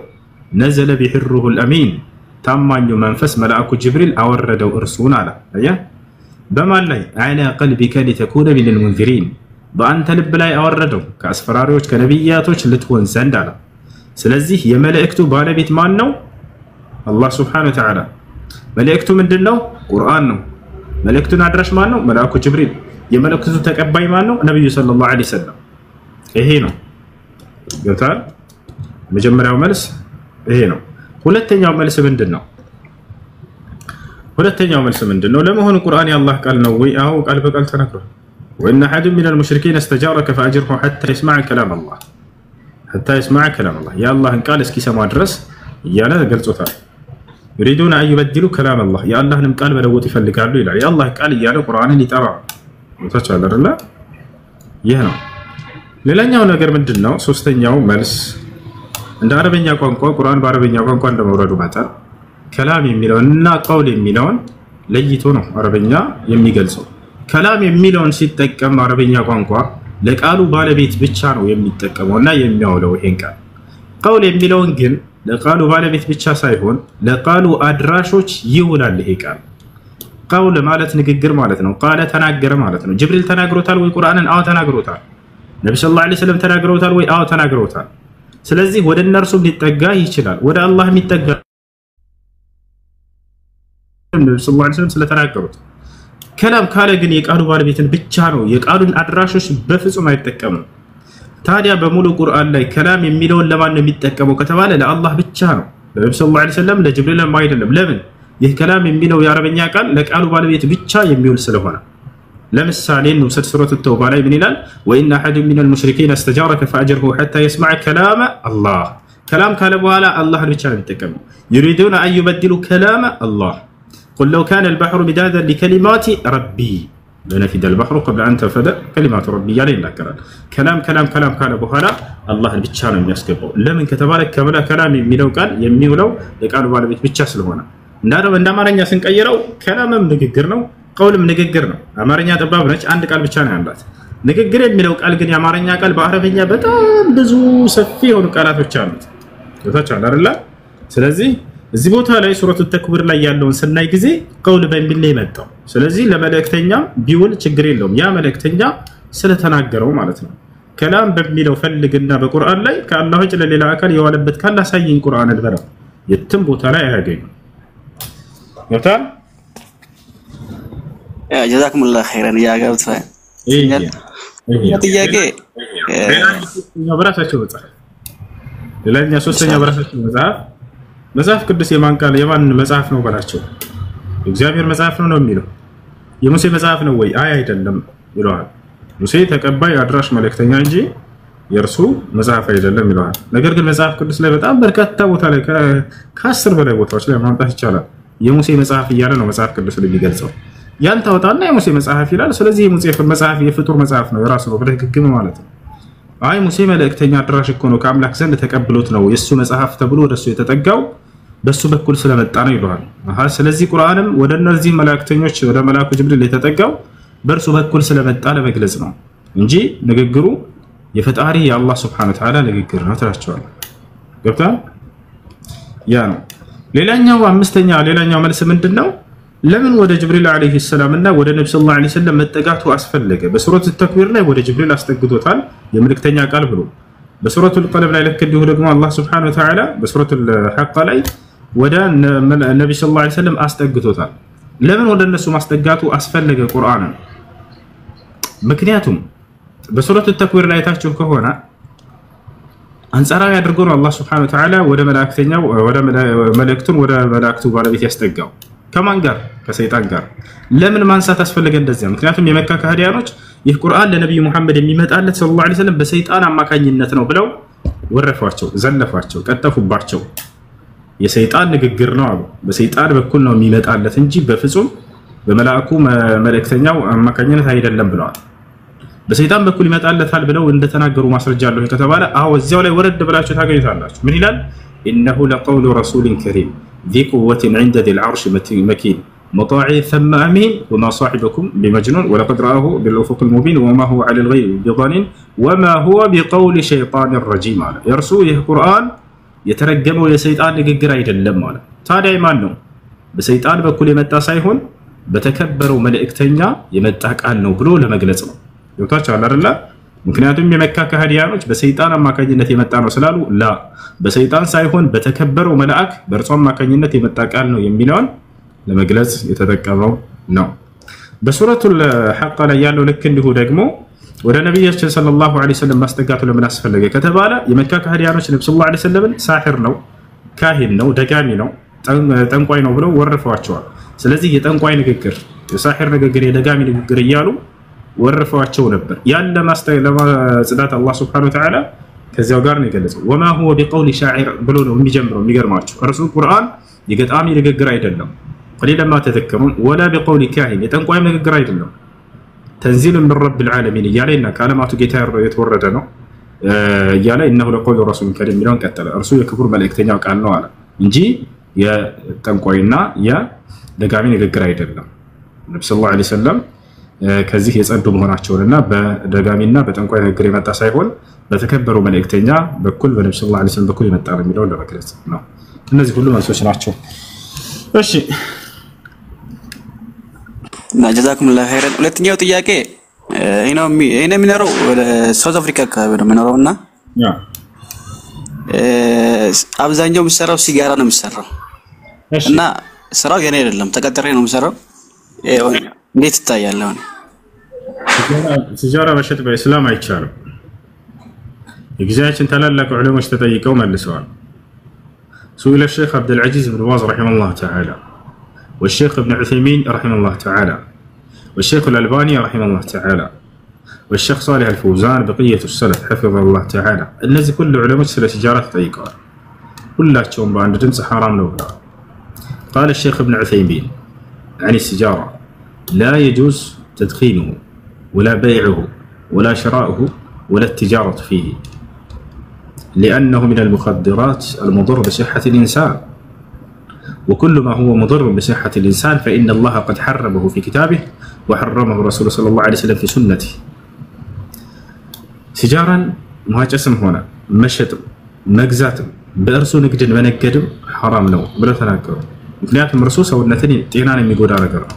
ማንኛውም ጤናን የሚጎዳ ነገር ሁሉ ኢስላም ደግሞ حرام አድርጓል። الله በቁርአን ላይ ምን አለ? በሱረቱ አልበቀራ ላይ ولا تلقوا بأيديكم إلى التهلكة وأحسنوا إن الله يحب المحسنين ይላል። ራሳችሁን ወደ ጥፋት አትጣሉ አለ። ولا تلقوا بأيديكم إلى التهلكة ራሳችሁን በራሳችሁ እጅ ወደ ጥፋት አትጣሉ። وأحسنوا ይልቁንስ መልካምን ስሩ፣ ለራሳችሁ የሚጠቅምን በጎ የሆነ ነገር አድርጉ። ራስን የሚጎዳን ነገር ማድረግ حرام ነው፣ ክልክል ነው። ሌላ ቦታ ላይ አላህ Subhanahu Wa Ta'ala ولا تلقوا ምን ይላል? ولا تقتلوا أنفسكم إن الله كان بكم رحيما ይላል። ራሳችሁን አትግደሉ እኔ አምላካችሁ አላህ ለእናንተ አዝንላችኋለሁና አለ። ራስን አትግደሉ ሲል ራስን ማንኛውን ወደ መግደል ወይንም ወደ መጉዳት የሚወስድ ነገር በተጠቀም حرام እንደሆነ ያሳየናል።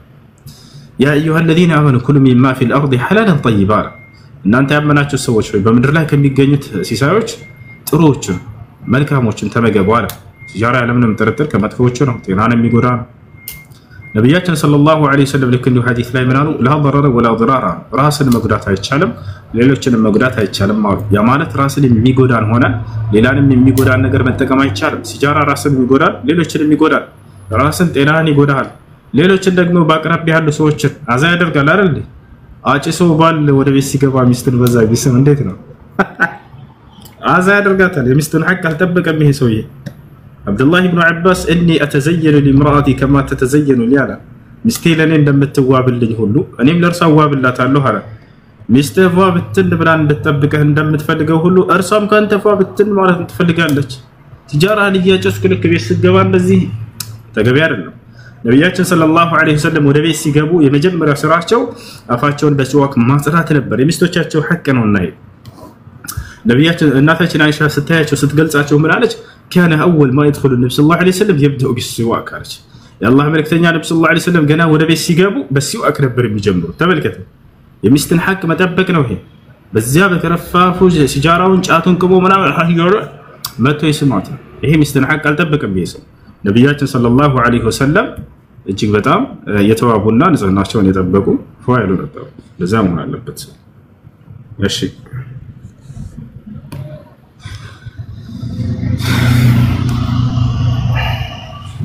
ሰላም አለይኩም ኡስታዝ፣ ልቀጥል?